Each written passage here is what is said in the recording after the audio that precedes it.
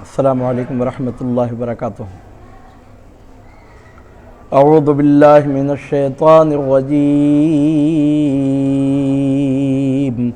بسم اللہ الرحمن الرحیم۔ وَإِذْ قَالَ مُوسَىٰ لِفَتَاهُ لَا أَبْرَحُ حَتَّىٰ أَبْلُغَ مَجْمَعَ الْبَحْرَيْنِ أَوْ أَمْضِيَ حُقُبًا فَلَمَّا بَلَغَا مَجْمَعَ بَيْنِهِمَا نسيا حوتهما فاتخذ سبيله في البحر سربا فلما جاوزا قال لفتاه آتنا غداءنا لقد لقينا من سفرنا هذا نصبا قال أرأيت إذ أوينا إلى الصخرة فإني نسيت الحوت وما أنسانيه إلا الشيطان أن أذكره واتخذ سبيله في البحر عجبا قال ذلك ما كنا نبغي فارتدا على آثارهما قصصا فوجدا عبدا من عبادنا آتيناه رحمة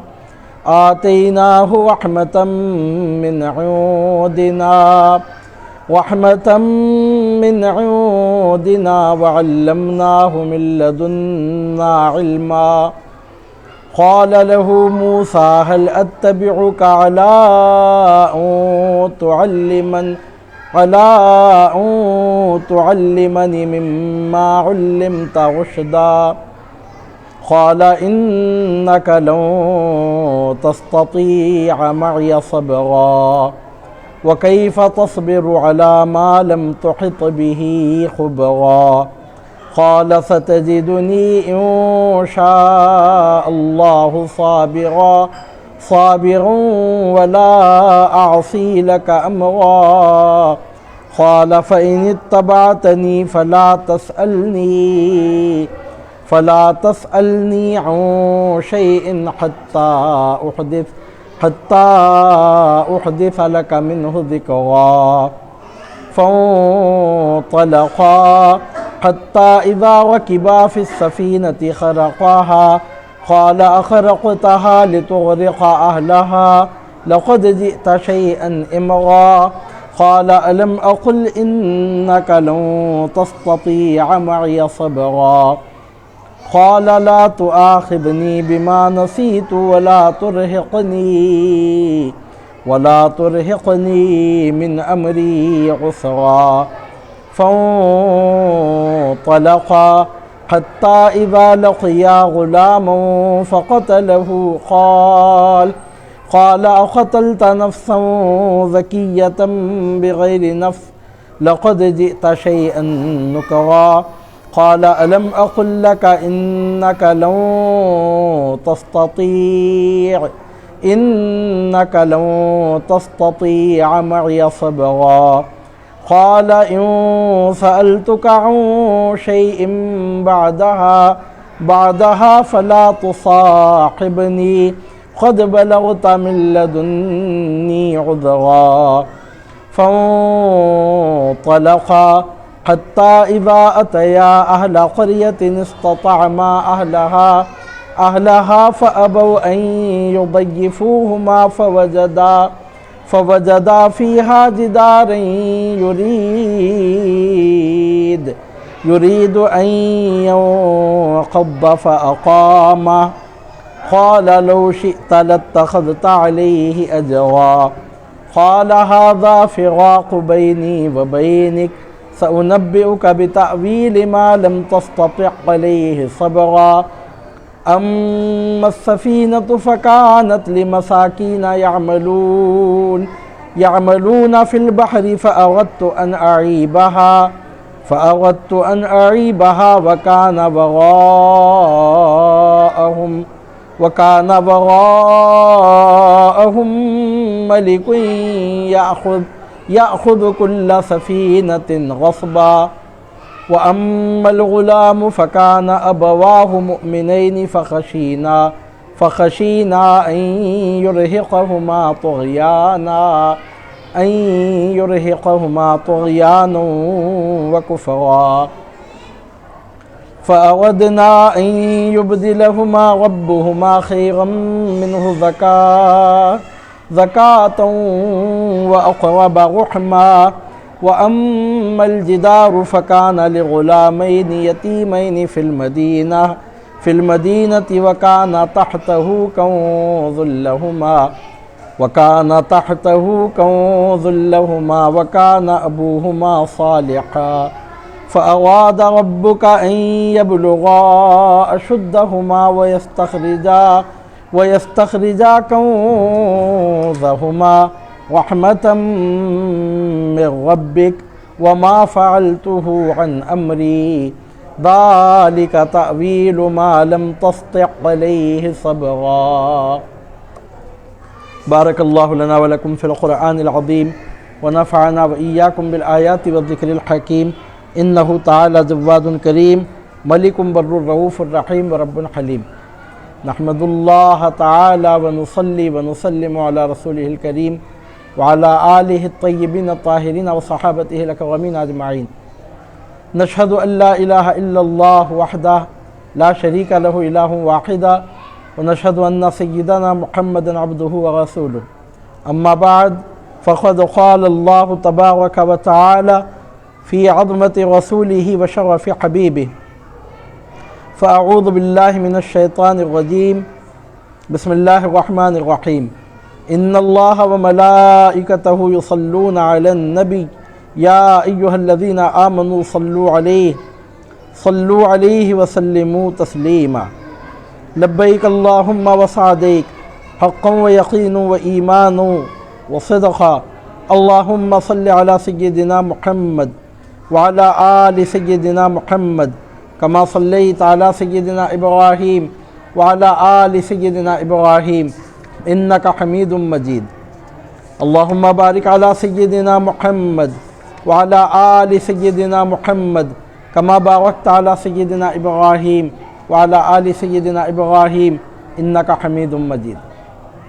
محترم معزز برادران ملت، معزز ناظرین و مکرم سامعین، الحمدللہ ثم الحمدللہ بفضل اللہ سبحانہ وتعالی و بتوفیقہ، اللہ رب العزت کے فضل و کرم سے، اس کے حسن توفیق سے بارگاہ سید الابدال سرکار لاؤبالی قدس اللہ تعالی سرہ العزیز میں ہفتہ وار سلسلہ وار درس تفسیر قرآن مجید کے ضمن میں منعقد ہونے والی آج کی یہ نشست نمبر 197 ہے، نشست نمبر 197 ہے، نشست نمبر 197 آج منعقد ہو رہی ہے، جس میں ہم حاضر ہیں، آپ ہمارے ساتھ اس میں جڑے ہوئے ہیں۔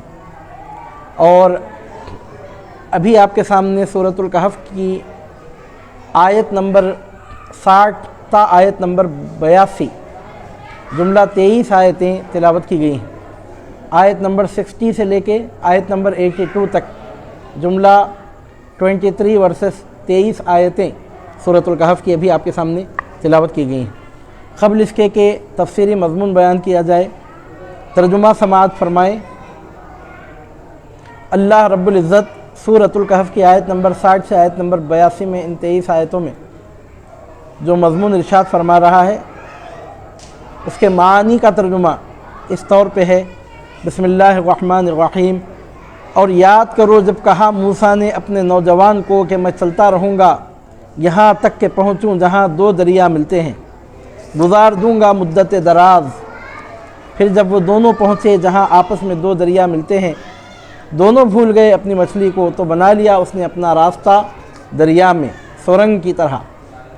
پس جب وہاں سے آگے بڑھ گئے، آپ نے اپنے نوجوان ساتھی سے کہا، لے آؤ ہمارا صبح کا کھانا، بے شک ہمیں برداشت کرنی پڑی ہے اپنے سفر میں بڑی مشقت۔ اس ساتھی نے کہا، آپ نے ملاحظہ فرمایا جب ہم اس چٹان کے پاس ٹھہرے تھے تو میں بھول گیا مچھلی کو اور نہیں فراموش کرائی مجھے وہ مچھلی مگر شیطان نے کہ میں اس کا ذکر کروں، اور اس نے بنا لیا تھا اپنا راستہ دریا میں۔ بڑے تعجب کی بات ہے۔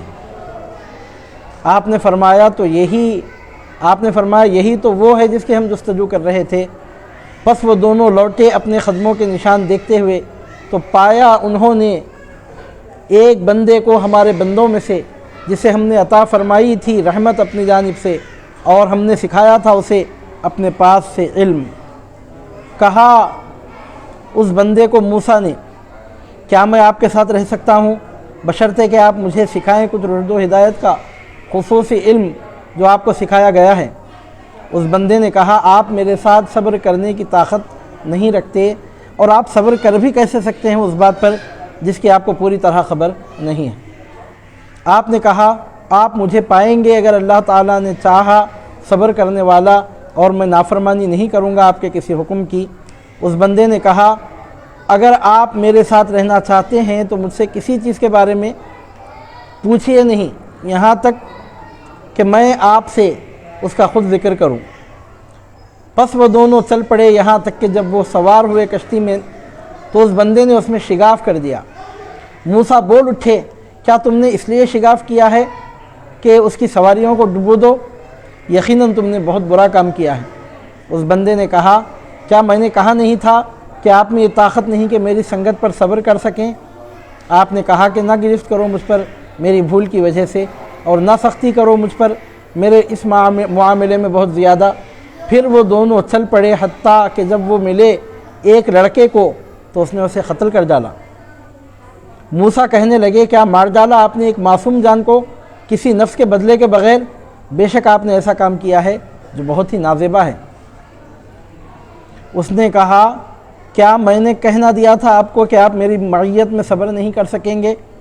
آپ نے کہا، اگر میں پوچھوں آپ سے کسی چیز کے بارے میں اس کے بعد تو آپ مجھے اپنے ساتھ نہ رکھیں، آپ میری طرف سے معذور ہوں گے۔ پھر وہ چل پڑے، یہاں تک کہ جب ان کا گزر ہوا گاؤں والوں کے پاس تو انہوں نے ان سے کھانا طلب کیا تو انہوں نے انکار کر دیا ان کی میزبانی کرنے سے۔ پھر ان دونوں نے اس گاؤں میں ایک دیوار دیکھی جو گرنے کے قریب تھی، تو اس بندے نے اسے درست کر دیا۔ موسیٰ کہنے لگے، اگر آپ چاہتے تو اس محنت پر مزدوری ہی لے لیتے۔ اس نے کہا، اب میرے اور آپ کے درمیان جدائی کا وقت آ گیا، میں آگاہ کرتا ہوں آپ کو ان باتوں کی حقیقت پر جن کے متعلق آپ صبر نہ کر سکے۔ وہ جو کشتی تھی وہ چند غریبوں کی تھی جو کام کرتے تھے دریا میں، سو میں نے ارادہ کیا کہ اسے عیبدار بنا دوں، اور ان کے آگے بادشاہ تھا جو پکڑ لیا کرتا تھا ہر کشتی کو زبردستی سے، اور وہ جو لڑکا تھا اس کے والدین مومن تھے۔ پس ہمیں اندیشہ ہوا کہ وہ مجبور کر دے گا انہیں سرکشی اور کفر پر، پس ہم نے چاہا کہ بدلہ دے انہیں ان کا رب جو بہتر ہو اس سے پاکیزگی میں اور زیادہ مہربان ہو۔ باقی رہی دیوار، وہ شہر کے 2 یتیم بچوں کی تھی، اور اس کے نیچے ان کا خزانہ تھا، اور ان کا باپ بڑا نیک شخص تھا۔ پس آپ کے رب نے ارادہ کیا کہ وہ دونوں بچے اپنی جوانی کو پہنچے اور نکال لیں اپنا دفینہ، یہ ان کے رب کی خاص رحمت تھی۔ میں نے اپنی مرضی سے نہیں کیا، یہ حقیقت ہے ان امور کی جن پر آپ سے صبر نہ ہو سکا۔ صدق اللہ العلی العظیم۔ سورۃ الکہف کی آیت نمبر 60 سے آیت نمبر 82 میں، 23 آیتوں میں اللہ رب العزت نے حضرت سیدنا موسیٰ علیہ السلام اور حضرت سیدنا خضر علیہ السلام کا واقعہ بیان فرمایا ہے، جو انتہائی دلچسپ ہونے کے ساتھ انتہائی معلوماتی بھی ہے، اور اس میں بطور خاص ایک ایسی بات بیان کی گئی ہے کہ جس سے عام لوگ واقف نہیں رہتے، عام لوگوں کو اس سے واقفیت نہیں ہوتی۔ بات دراصل یہ ہے کہ اللہ رب العزت نے اس نظام کائنات کو چلانے کے لیے اپنی مرضی سے، اگر وہ چاہتا تو بغیر کسی وسیلے کے پوری کائنات کا نظام چلتا، لیکن اس نے مرضی سے طریقہ مقرر فرمایا کہ فرشتوں کو اس نے خدمات پر معمور فرمایا، اور فرشتے اللہ کے حکم سے اللہ کی مرضی سے خدمتیں انجام دیتے ہیں۔ وہیں ایک خاص بات یہ ہے کہ اللہ رب العزت کی مرضی سے اور اس کے حکم سے تکوینی اولیاء کا ایک پورا نظام امور تکوینیہ انجام دینے میں مشغول ہے۔ اولیاء اللہ کی ایک بہت بڑی جماعت ہے کہ جو نظام کائنات چلانے میں اللہ رب العزت کی جانب سے معذون ہے، اللہ تعالیٰ نے ان کو اذن دیا ہے۔ من جانب اللہ وہ مقرر ہیں اور اللہ تعالیٰ کے حکم سے، اللہ تعالیٰ کی اجازت سے، اللہ تعالیٰ کی عطا سے امور تکوینیہ وہ انجام دیتے ہیں، نظام کائنات چلاتے ہیں۔ اور ان امور تکوینیہ انجام دینے والوں میں سے ایک انتہائی اہم ترین شخصیت حضرت سیدنا خضر علیہ السلام کی ہے، جن کے موسیٰ علیہ السلام کے ساتھ گزرے ہوئے چند ایام اور ان دنوں میں ان کی جانب سے انجام دیے جانے والے چند محیر العقول، یعنی مطلب یہ کہ عام طور پہ سمجھ میں نہ آنے والے کام جن کو حضرت سیدنا موسیٰ علیہ السلام نے ملاحظہ فرما کر اس پر اعتراف کیا تھا، اس کا اس میں بیان ملتا ہے۔ اور پھر اس کے بعد حضرت سیدنا خضر علیہ السلام کی جانب سے جو جوابات دیے گئے تھے اس کا اس میں تذکرہ ملتا ہے۔ اس میں دو باتیں ہیں، پہلی بات تو یہ کہ امور تکوینی انجام دینے والے اولیاء کے جو کام ہوتے ہیں اس کو عام لوگ تو کجا، سیدنا موسیٰ علیہ السلام بھی اس کو دیکھ کر حیرت میں پڑ گئے تھے۔ آپ کی ہماری تو اوقات کیا ہے، بساط کیا ہے، مجال کیا ہے، ما و شما کس خطار میں، کس شمار میں اور کس گنتی کس حساب میں ہے، سیدنا موسیٰ علیہ السلام خود دیکھ کر حیرت میں پڑ گئے۔ تو اس سے پہلی بات یہ معلوم ہوتی ہے کہ اموری تکوین اموری کیا بننا چاہیے کہ امور تکوینی امور انجام دینے والے اولیاء کے جو معاملات ہوتے ہیں ان کو دوسرے لوگ سمجھ نہیں سکتے، پہلی بات یہ معلوم ہوتی ہے۔ اور اس کے ساتھ ہی ساتھ دوسری بات یہ معلوم ہوتی ہے کہ تکوینی امور انجام دینے والے اولیاء کوئی کام اپنی طرف سے نہیں کرتے، بلکہ ہر کام کا ان کو حکم ہوتا ہے اور حکم الہی کے تحت وہ کام وہ انجام دیتے ہیں۔ مأمور من اللہ ہوتے ہیں، معذون من اللہ ہوتے ہیں، اللہ تعالیٰ کی جانب سے ان کو اذن دیا جاتا ہے، اللہ تعالیٰ کی جانب سے ان کو حکم دیا جاتا ہے۔ اس حکم کی تعمیل میں وہ امور ایسے امور انجام دیتے ہیں جو دکھنے میں بظاہر عجیب و غریب نظر آتے ہیں، لیکن حقیقت میں ان امور میں کوئی غلط بات شامل نہیں ہوتی۔ دیکھنے والوں کو ہو سکتا ہے کہ وہ غلط معلوم ہو، لیکن حقیقت میں وہ کام غلط نہیں ہوتے، وہ کام بالکل حق پر، عدل پر، انصاف پر مبنی ہوتے ہیں۔ یہ الگ بات ہے کہ دوسرے لوگ ان باتوں کو سمجھ نہ سکیں۔ ان دو باتوں کے ساتھ ملا کے ایک تیسری بات یہاں سے یہ بھی معلوم ہوتی ہے کہ اللہ رب العزت کی جانب سے ایک مخصوص قسم کا علم ہوتا ہے، اور وہ علم کتابوں کے ذریعے، اساتذہ کے ذریعے، لائبریریوں کے ذریعے حاصل ہونے والا علم نہیں ہوتا، بلکہ اللہ رب العزت اپنی جانب سے براہ راست وہ علم پیغمبروں کے واسطے سے اپنے اولیاء تک وہ علم پہنچاتا ہے، جس کو علم لدنی کہتے ہیں، جس کو اللہ رب العزت نے من لدنا علما کہا۔ مفسرین فرماتے من لدنا علما اے من عندنا علما، یعنی وہ علم ہماری جانب سے ہے۔ ویسے تو پورا علم اللہ تعالیٰ کی جانب سے، مگر وہ علم جو اساتذہ کے واسطے کے بغیر، کتابوں کے وسیلے کے بغیر کسی بندے خاص کو براہ راست من جانب اللہ حاصل ہوتا ہے، امتیوں کو نبی کے وساطت سے وہ علم حاصل ہوتا ہے، اس کو علم لدنی کہتے ہیں۔ اس سے اس بات کا بھی پتہ چلتا ہے، اور علم لدنی جن کو حاصل ہوتا ہے ان کے کام کو عام لوگ سمجھ نہیں سکتے۔ وہ بات بھی یہاں سے معلوم ہوتی ہے، کیونکہ عام لوگوں کو علم حاصل نہیں ہے، عام لوگ بس اس پہ حیرت ہی کرتے رہ جاتے ہیں۔ اور یہاں اس واقعے کو دیکھنے سے اس بات کا پتہ چلتا ہے کہ حضرت سیدنا خضر علیہ السلام جو امور تکوینیہ انجام دیا کرتے ہیں ان کو سمجھنا عام لوگوں کے بس کی بات نہیں ہے، اور بطور خاص ان کا کوئی کام اپنی جانب سے نہیں ہوتا۔ انہوں نے خود بتایا کہ اللہ تعالیٰ کی جانب سے ان کو حکم ہوتا ہے تو وہ کام وہ انجام دیتے ہیں، اور ان کے انجام دیے ہوئے کام سامنے سے کچھ اور نظر آتے ہیں، لیکن ان کی حقیقت کچھ اور ہوتی ہے۔ ان مضامین کو ذہن میں رکھ کر اب آپ ان آیتوں کی تفسیر سنیں گے تو جو اس کا مضمون ہے اس کی طرف توجہ جائے گی، اور ہم اس درس کو بطور خاص دو کتابوں سے ماخوذ کر کے آپ کے سامنے اس کے مضامین بیان کر رہے ہیں۔ اس درس کو ہم دو کتابوں سے خاص طور پہ ماخوذ کر رہے ہیں۔ ایک تو کتاب تفسیر ضیاء القرآن محمد کرم شاہ الازہری علیہ رحمت و رضوان کی ہے، جو ہمارے سامنے اس وقت رکھی ہوئی ہے، اور دوسری تفسیر ہے ہمارے سرکار حضور پرنور غوث العظم دستگیر دو عالم محبوب سبحانی شیخ عبد القادر گیلانی رضی اللہ تعالیٰ عنہ و ارضاہ عنا کی بارگاہ عالیہ میں آپ کے مواعظ حسنہ میں کثرت سے حاضری دینے والے آپ کے دور کے ایک بزرگ جو سرکار غوث پاک سے براہ راست فیضیاب ہیں، علامہ عبد الرحمن ابن الجوزی رحمہ اللہ، تو ان کی کتاب تفسیر جمع الاقوال سے بھی ہم آج کے اس درس کے مضامین کو ماخوذ کریں گے۔ بہرحال اللہ رب العزت نے یہاں سیدنا موسیٰ علیہ السلام اور سیدنا خضر علیہ السلام کا واقعہ بیان فرمایا ہے۔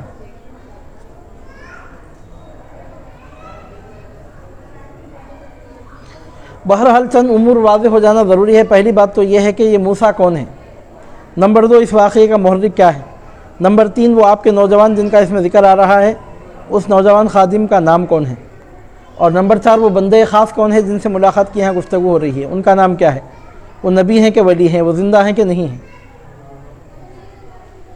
جہاں سیدنا موسیٰ علیہ السلام کی خضر علیہ السلام سے ملاقات ہوئی تھی وہ جگہ کون سی ہے؟ بہرحال صاحب ضیاء القرآن نے یہاں صحیحین میں جو روایت آئی ہے، صحیح بخاری اور صحیح روایت میں، صحیح بخاری اور صحیح مسلم میں جو روایت آئی ہے وہ یہاں ذکر کرتے ہیں کہ حضرت سعید بن جبیر فرماتے ہیں کہ میں نے حضرت ابن عباس سے اس موسیٰ کے متعلق دریافت کیا اور انہوں نے بتایا کہ نوفل بکالی کا خیال ہے کہ اس واقعے میں جس موسیٰ کا ذکر ہے وہ موسیٰ بنی اسرائیل نہیں ہے بلکہ یہ موسیٰ بن فراسم بن یوسف ہے۔ حضرت ابن عباس نے سن کر فرمایا اللہ کے دشمن نے جھوٹ بکا ہے۔ ہمیں ابی بن کعب نے بتایا کہ انہوں نے رسول اللہ صلی اللہ علیہ وسلم کو یہ فرماتے ہوئے سنا کہ ایک دن موسیٰ علیہ السلام بنی اسرائیل کو خطبہ دینے کے لیے کھڑے ہوئے۔ اب دیکھیے یہاں پر حضرت سعید بن جبیر رضی اللہ تعالیٰ عنہ سے روایت ہے۔ حضرت سعید بن جبیر کہتے ہیں کہ میں نے سیدنا عبداللہ ابن عباس رضی اللہ تعالیٰ عنہما سے دریافت کیا کہ نوفل بکالی کا یہ کہنا ہے کہ ان آیتوں میں جس موسیٰ کا ذکر ہے وہ موسیٰ بنی اسرائیل نہیں ہے، موسیٰ بن عمران جن پر تورات پاک نازل ہوئی وہ پیغمبر نہیں ہے، بلکہ نوفل بکالی کا خیال ہے کہ وہ دوسرے موسیٰ ہیں، ان کا ایک دوسرے موسیٰ جن کا کچھ اور نام ہے وہ مراد ہیں، ایسا کہا جا رہا ہے۔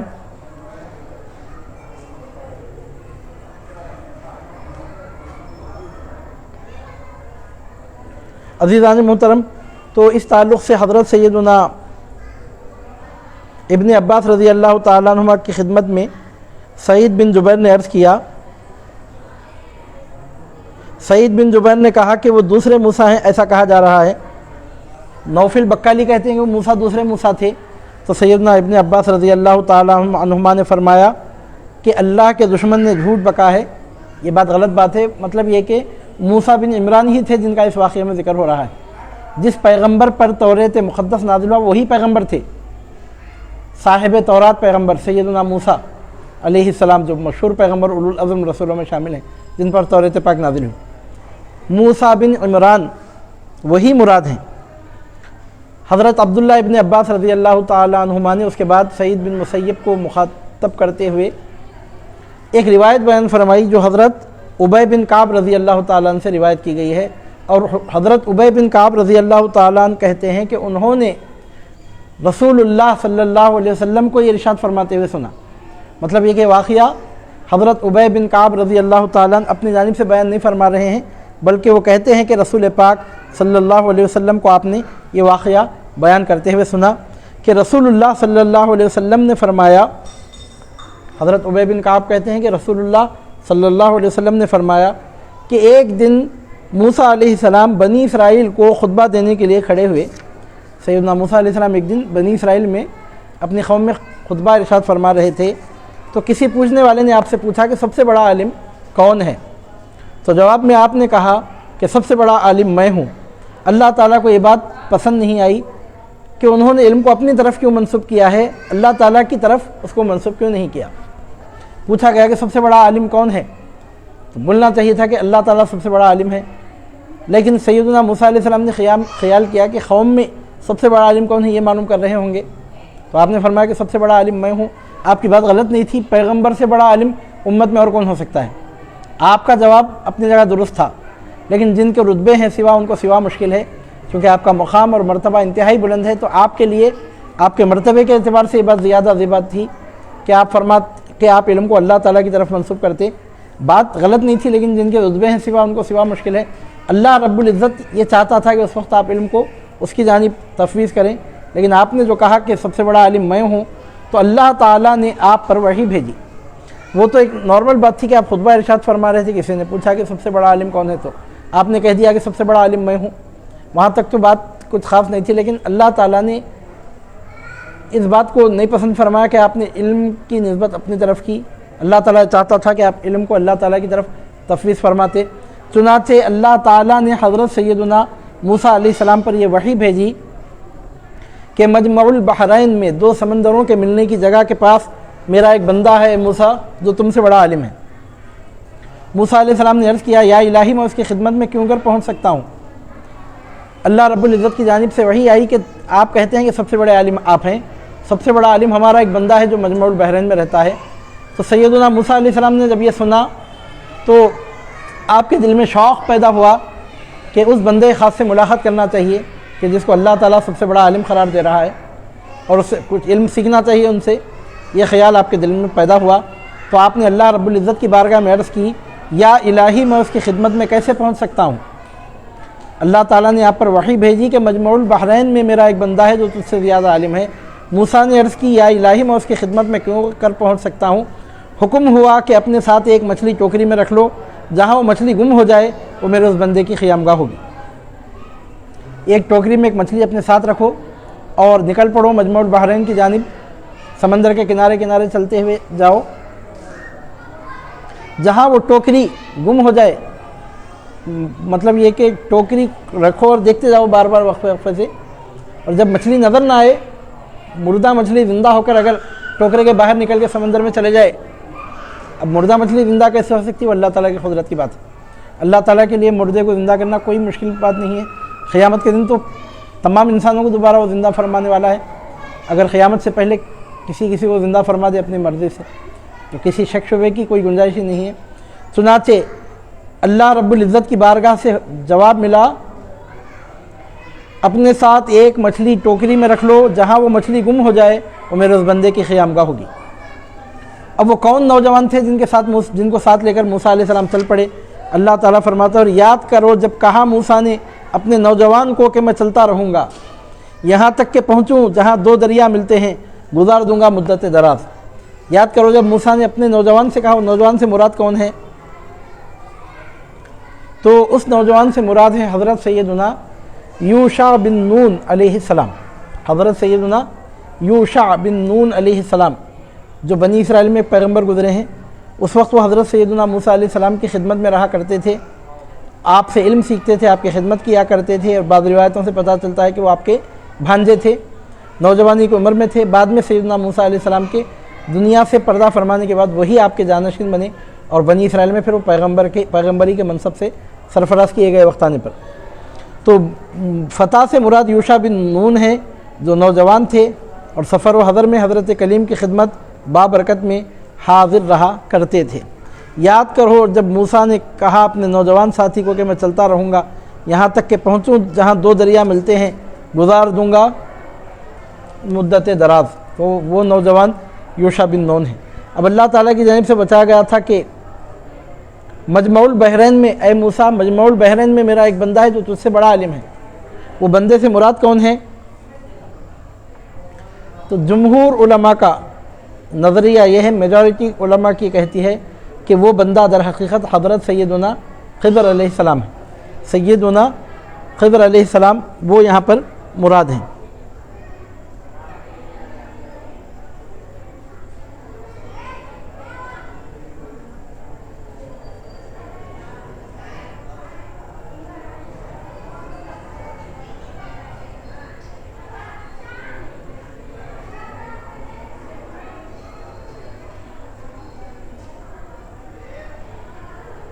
حضرت سیدنا خضر علیہ السلام مراد ہیں بندے خاص سے جن کی ملاقات کا آپ کو شوق ہوا تھا۔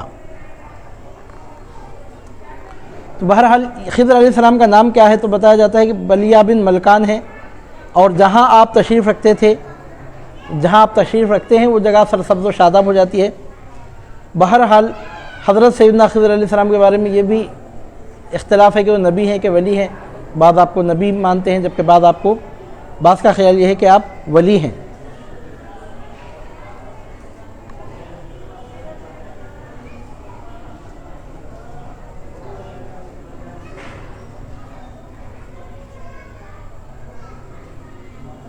بہرحال عزیزان محترم، اللہ رب العزت کی جانب سے حضرت سیدنا موسیٰ علیہ السلام کو اجازت ملی کہ وہ خضر علیہ السلام سے ملاقات کے لیے جائیں، چنانچہ حضرت سیدنا خضر علیہ السلام نکل پڑے۔ اللہ رب العزت ارشاد فرماتا ہے اعوذ باللہ من الشیطان الرجیم وَإِذْ قَالَ مُوسَىٰ لِفَتَاهُ لَا أَبْرَحُ حَتَّىٰ أَبْلُغَ مَجْمَعَ الْبَحْرَيْنِ أَوْ أَمْضِيَ حُقُبًا۔ اور یاد کرو جب موسیٰ نے اپنے ساتھی سے، اپنے نوجوان سے کہا کہ میں چلتا رہوں گا یہاں تک کہ پہنچوں جہاں دو دریا ملتے ہیں، گزار دوں گا مدت دراز۔ حضرت ابی بن کعب رضی اللہ تعالیٰ عنہ رسول پاک صلی اللہ علیہ وسلم سے روایت کرتے ہیں، اس آیت کا شان نزول کیا ہے، اس تعلق سے موسیٰ علیہ السلام سفر پہ کیوں نکلے۔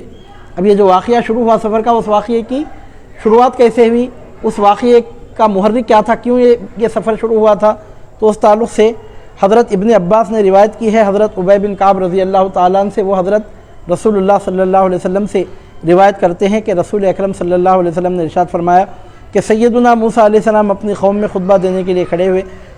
موسیٰ علیہ السلام سے پوچھا گیا کہ آپ کے لوگوں میں سب سے بڑھ کر علم رکھنے والا کون ہے؟ تو سیدنا موسیٰ علیہ السلام نے کہا میں۔ اللہ رب العزت نے عتاب فرمایا کہ موسیٰ علیہ السلام نے علم کی نسبت اللہ تعالیٰ کی جانب کیوں نہیں کی؟ چنانچہ اللہ رب العزت نے موسیٰ علیہ السلام پر وحی بھیجی کہ ایک میرا بندہ مجمع البحرین میں رہتا ہے، اے موسیٰ وہ تم سے بڑا عالم ہے۔ حضرت موسیٰ علیہ السلام عرض گزار ہوئے، اے میرے پروردگار میں ان کی خدمت میں کیسے ان تک پہنچ سکتا ہوں، کیسے ان سے میں ملاقات کر سکتا ہوں؟ تو جواب آیا کہ اپنے ساتھ ٹوکری میں ایک مچھلی لے لو، جہاں وہ مچھلی غائب ہو جائے تو سمجھنا کہ وہیں میرا وہ بندہ موجود ہے۔ پس حضرت سیدنا موسیٰ علیہ السلام اپنے نوجوان ساتھی حضرت یوشع بن نون کو اپنے ساتھ لے کر سفر کے لیے چل پڑے، یہاں تک کہ راستے میں ایک مقام پر آرام کرنے کے لیے کچھ دیر آپ رک گئے اور آپ کو آنکھ لگ گئی۔ چلتے چلتے سمندر کے کنارے چلنے لگے، چلتے چلتے جب بہت دیر چلنے کے بعد کچھ دیر آرام فرمانے کا ارادہ کیا تو سیدنا موسیٰ علیہ السلام نے ایک چٹان سے کیک لگائی، سر اس چٹان پر رکھا اور آپ کو نیند آ گئی، آپ سو گئے۔ یوشع بن نون علیہ السلام ہوشیار تھے، یوشع بن نون جگ رہے تھے، موسیٰ علیہ السلام سو رہے تھے، یوشع بن نون جاگ رہے تھے۔ حضرت یوشع بن نون نے دیکھا کہ ٹوکری میں جنبش پیدا ہوئی، ٹوکری جس میں مچھلی تھی وہ ہلنے لگی، اور پھر انہوں نے دیکھا کہ اس میں سے مچھلی اچھل کے باہر نکلی اور سمندر کے بازو بازو سے سفر ہو رہا تھا، اچھل کے وہ سمندر میں کود پڑی اور سمندر میں پانی میں تیرنے لگی، اور تیرتے تیرتے وہ مچھلی آگے بڑھ گئی، اور جہاں جہاں سے وہ مچھلی گزری پانی میں اللہ رب العزت نے نشان بنا دیا۔ ایسا معلوم ہو رہا تھا گویا ایک سرنگ پڑ گئی ہو، ایسا معلوم ہو رہا تھا گویا ایک راستہ بن گیا ہو، جہاں جہاں سے وہ مچھلی سمندر میں گزر رہی تھی ایک راستے کے جیسا بن گیا۔ یہ منظر حضرت سیدنا یوشع بن نون علیہ السلام نے اپنی سر کی آنکھوں سے دیکھا، ان کو انتہائی حیرت ہوئی۔ پس جب وہ نیند سے بیدار ہو گئے، حضرت سیدنا یوشع بن نون علیہ السلام نے منظر دیکھ لیا، لیکن موسیٰ علیہ السلام سو رہے تھے اس وقت، وہ آپ کو اطلاع نہیں دے سکے۔ بعد میں کچھ دیر کے بعد جب موسیٰ علیہ السلام نیند سے بیدار ہوئے تو یوشع بن نون علیہ السلام موسیٰ علیہ السلام کو یہ بتانا بھول گئے کہ مچھلی ٹوکری میں سے نکل کے زندہ ہو گئی، مردہ مچھلی سمندر میں سے اس نے اپنا راستہ بنا لیا اور سمندر میں سے روانہ ہو گئی۔ یہ بات بتانا حضرت سیدنا یوشع بن نون علیہ السلام بھول گئے۔ اب اس کے بعد حضرت موسیٰ علیہ السلام اور آگے بڑھتے گئے، حضرت یوشع بن نون بھی آپ کے ساتھ تھے، وہ بھی آگے بڑھتے گئے، یہاں تک کہ جب صبح ہوئی، دن کا بقیہ حصہ اور آگے بڑھتے گئے، یوشع بن نون بتانا بھول گئے، وہیں پر رک کر ڈھونڈنا چاہیے تھا لیکن وہ بھول گئے تھے، موسیٰ علیہ السلام کو خبر نہ ہو سکی، اور موسیٰ علیہ السلام اور یوشع بن نون علیہ السلام آگے چلتے گئے، دن کا بقیہ حصہ آگے بڑھتے گئے، رات بھر سفر کرے۔ صبح ہوئی تو تب سیدنا موسیٰ علیہ السلام نے فرمایا، سیدنا موسیٰ علیہ السلام کا ارشاد گرامی ملتا ہے، پر جب وہ دونوں پہنچے جہاں آپس میں دو دریا ملتے ہیں، دونوں بھول گئے اپنی مچھلی کو، تو بنا لیا اس نے اپنا راستہ سرنگ کی طرح۔ پس جب وہ وہاں سے آگے بڑھ گئے تو آپ نے اپنے جوان ساتھی سے کہا، لے آؤ ہمارے لیے صبح کا کھانا، بے شک ہمیں اس سفر میں بڑی مشقت برداشت کرنی پڑ رہی ہے۔ موسیٰ علیہ السلام نے کہا، آتنا غداءنا، ہمارا ناشتہ لاؤ، لقد لقینا من سفرنا ھذا نصبا، اس سفر میں ہمیں بڑی مشقت پہنچ رہی ہے۔ جہاں تک خضر علیہ السلام کے رہنے کا مقام ہے وہاں تک سفر کرتے ہوئے موسیٰ علیہ السلام کو تھکان محسوس نہیں ہوئی۔ آپ اپنے گھر سے نکل کر خضر علیہ السلام جہاں تشریف رکھتے تھے وہاں تک جب تک پہنچے جب تک آپ کو سفر کی تھکان محسوس نہیں ہوئی، جب آگے بڑھ گئے تو آپ کو تھکان محسوس ہونے لگی۔ وہ اللہ رب العزت کی جانب سے اشارہ تھا کہ راستہ بھول رہے ہو گیا، اشارہ تھا۔ جب خضر علیہ السلام کے مقام سے آگے بڑھنے لگے تو اس کے بعد سے آپ کو تھکان ہونے لگی۔ پس آپ نے فرمایا کہ لقد لقینا من سفرنا ھذا نصبا، کہ بے شک ہمیں برداشت کرنی پڑ رہی ہے اپنے سفر میں بڑی مشقت۔ جب موسیٰ علیہ السلام نے کہا کہ بڑی مشقت کرنا پڑ رہا ہے سفر میں، تو تب یوشع بن نون کو یاد آیا کہ وہ مقام تو پیچھے گزر چکا جہاں سے مردہ مچھلی زندہ ہو کر ٹوکری کے باہر نکل کے اچھل کے باہر پڑی سمندر میں راستہ بناتے ہوئے غائب ہو گئی۔ اس ساتھی نے کہا موسیٰ علیہ السلام سے، یوشع بن نون علیہ السلام کہنے لگے، آپ نے ملاحظہ فرمایا جب ہم اس چٹان کے پاس ٹھہرے تھے، جب آپ آرام فرما رہے تھے، جب ہم اس چٹان کے پاس ٹھہرے تھے تو میں بھول گیا مچھلی کو، آپ کو بتانا بھول گیا کہ مچھلی نے راستہ بنایا اور سمندر میں آگے نکل گئی، یہ میں آپ کو بتانا بھول گیا۔ اور نہیں فراموش کرائی مجھے وہ مچھلی مگر شیطان نے کہ میں اس کا ذکر کروں، اور اس نے بنا لیا تھا اپنا راستہ دریا میں۔ بڑے تعجب کی بات ہے، جب موسیٰ علیہ السلام نے کہا کہ مجھے سفر میں مشقت محسوس ہو رہی ہے تو یوشع بن نون کو یاد آیا، انہوں نے آپ کو خبر دی کہ جہاں آرام کرنے کے لیے ہم رکے تھے وہاں وہ مچھلی ٹوکری میں سے نکل کے سمندر میں آگے بڑھ گئی۔ میں آپ کو یہ بات بتانا بھول گیا، شیطان نے مجھے بھلا دیا کہ میں بات آپ کو بتاؤں۔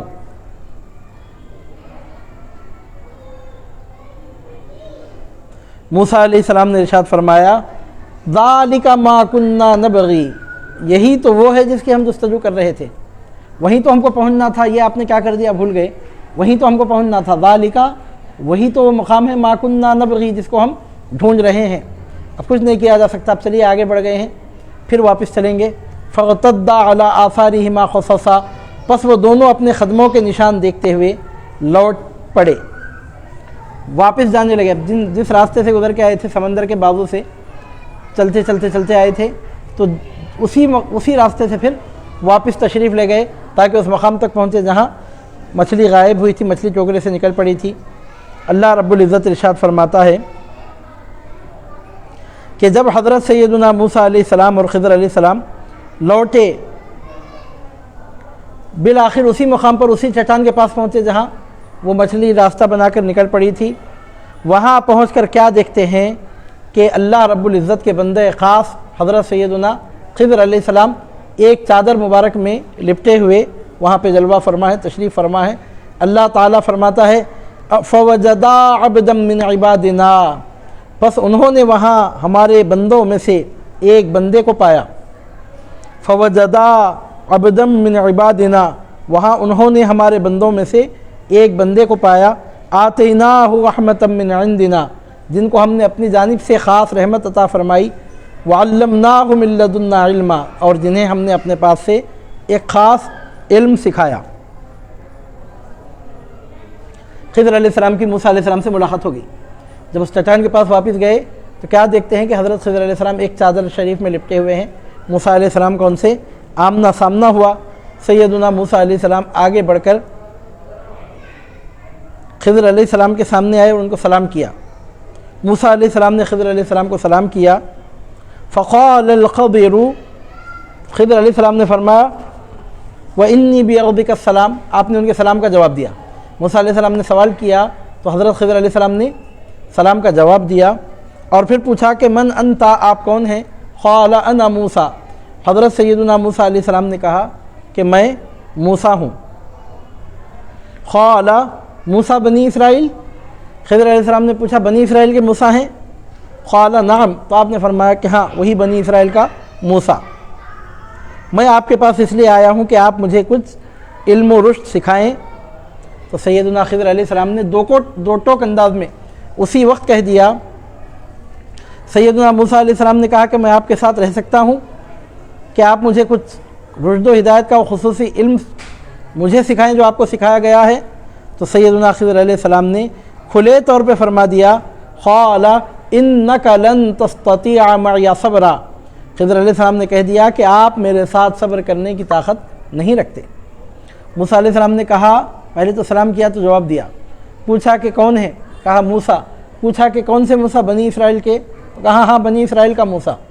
اس کے بعد موسیٰ علیہ السلام نے کہا کہ میں آپ کے پاس اس لیے آیا ہوں تاکہ آپ کے ساتھ کچھ دن رہ سکوں، کچھ وقت گزاروں، اور وہ جو خصوصی علم آپ کو سکھایا گیا ہے نا، آپ اس علم میں سے مجھے کچھ علم سکھائیں۔ یہ جب موسیٰ علیہ السلام نے کہا تو خضر علیہ السلام نے اسی وقت کھلے انداز میں ارشاد فرما دیا، قال انک لن تستطیع معی صبرا، فرمایا کہ آپ میرے ساتھ صبر کرنے کی طاقت نہیں رکھتے، آپ میرے ساتھ صبر کرنے کی طاقت نہیں رکھتے۔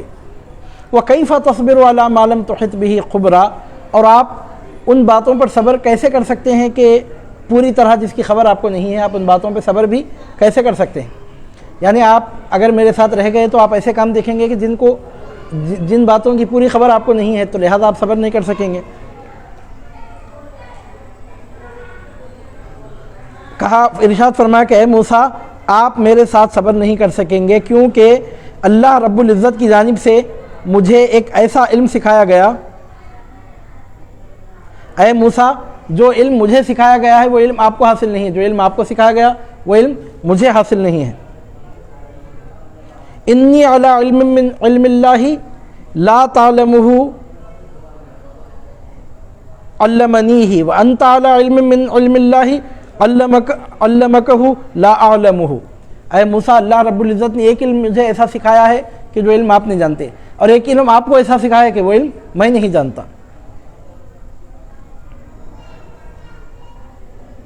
موسیٰ علیہ السلام نے فرمایا ستجدنی انشاء اللہ صابرا ولا اعصی لک امرا، اگر اللہ رب العزت نے چاہا تو آپ مجھے صبر کرنے والا پائیں گے اور میں آپ کے کسی حکم کی نافرمانی نہیں کروں گا۔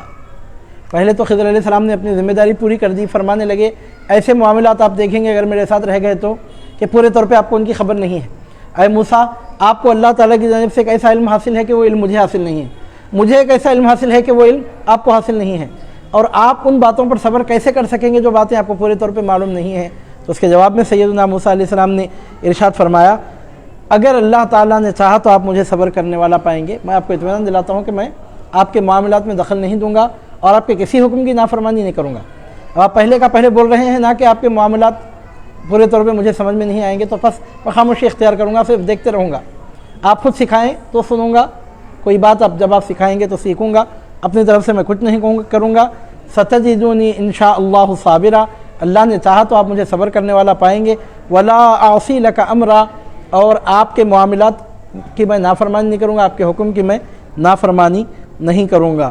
تو سیدنا موسیٰ علیہ السلام نے فرمایا ایسی بات ہے تو پھر مجھ سے وعدہ کرو، ایگریمنٹ فرمائیے، وعدہ کیجیے۔ قال، اس بندے خاص نے خضر نے کہا فإن اتبعتنی فلا تسألنی عن شیء حتی احدث لک منہ ذکرا،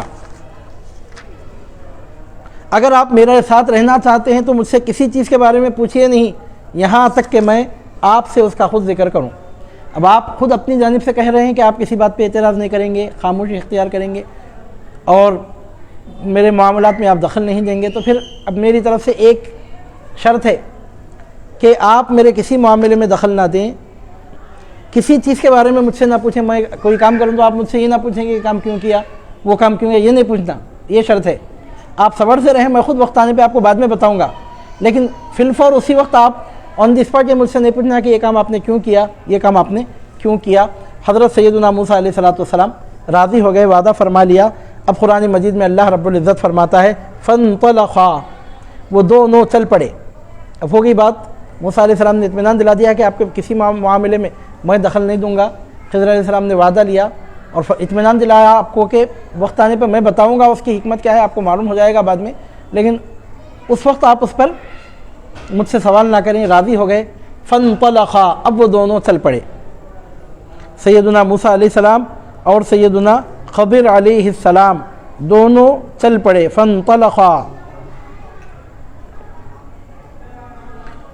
دونوں چل پڑے۔ حتی اذا رکبا فی السفینۃ خرقھا، یہاں تک کہ جب وہ سوار ہوئے کشتی میں تو اس بندے نے، خضر علیہ السلام نے کشتی میں شگاف کر ڈالا۔ موسیٰ علیہ السلام اور خضر علیہ السلام چل پڑے، سمندر کے کنارے تھے، وہ آگے بڑھے، ایک کشتی ٹھہری ہوئی تھی، کشتی میں بیٹھ گئے، خضر علیہ السلام آپ کے ساتھ موسیٰ علیہ السلام بھی بیٹھ گئے، تو حضرت سیدنا خضر علیہ السلام نے اس کشتی میں شگاف کر ڈالا۔ فانطلقا یمشیان علی الساحل، وہ دونوں سمندر کے کنارے کنارے ساحل پر چل پڑے. فمرت سفینۃ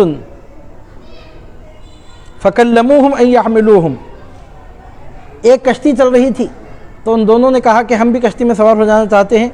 وہ کشتی چلانے والے جو لوگ تھے فعرفوا الخضر فحملوہ بغیر نول، وہ کشتی چلانے والے حضرت خضر علیہ السلام کو پہچانتے تھے.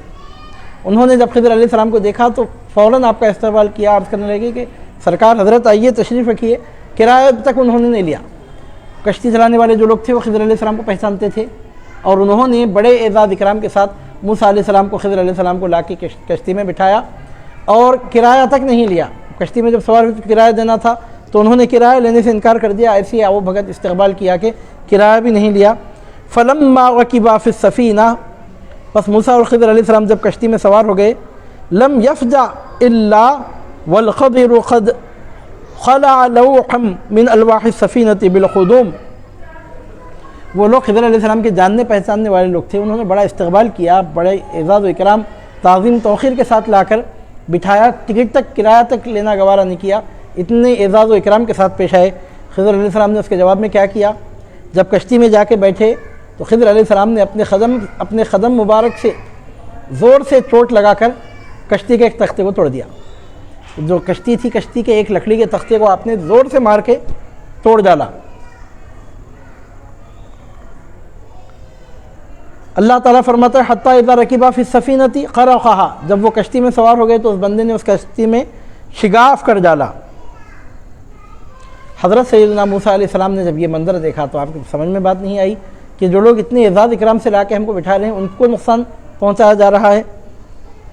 فقال له موسیٰ علیہ السلام حضرت خضر علیہ السلام سے کہہ پڑے قوم قد حملونا بغیر نول عمدت الى سفینتہم، ایک ایسی کشتی کے جس کا آپ نے ارادہ کیا اس کشتی والوں نے ہم کو بغیر کرائے کے کشتی میں سوار کیا. فخرقتها، آپ نے اس کا کیا بدلہ دیا؟ آپ نے اس کشتی کو توڑ ڈالا. لتغرق اہلہا، کہ کشتی والے ڈوب جائیں.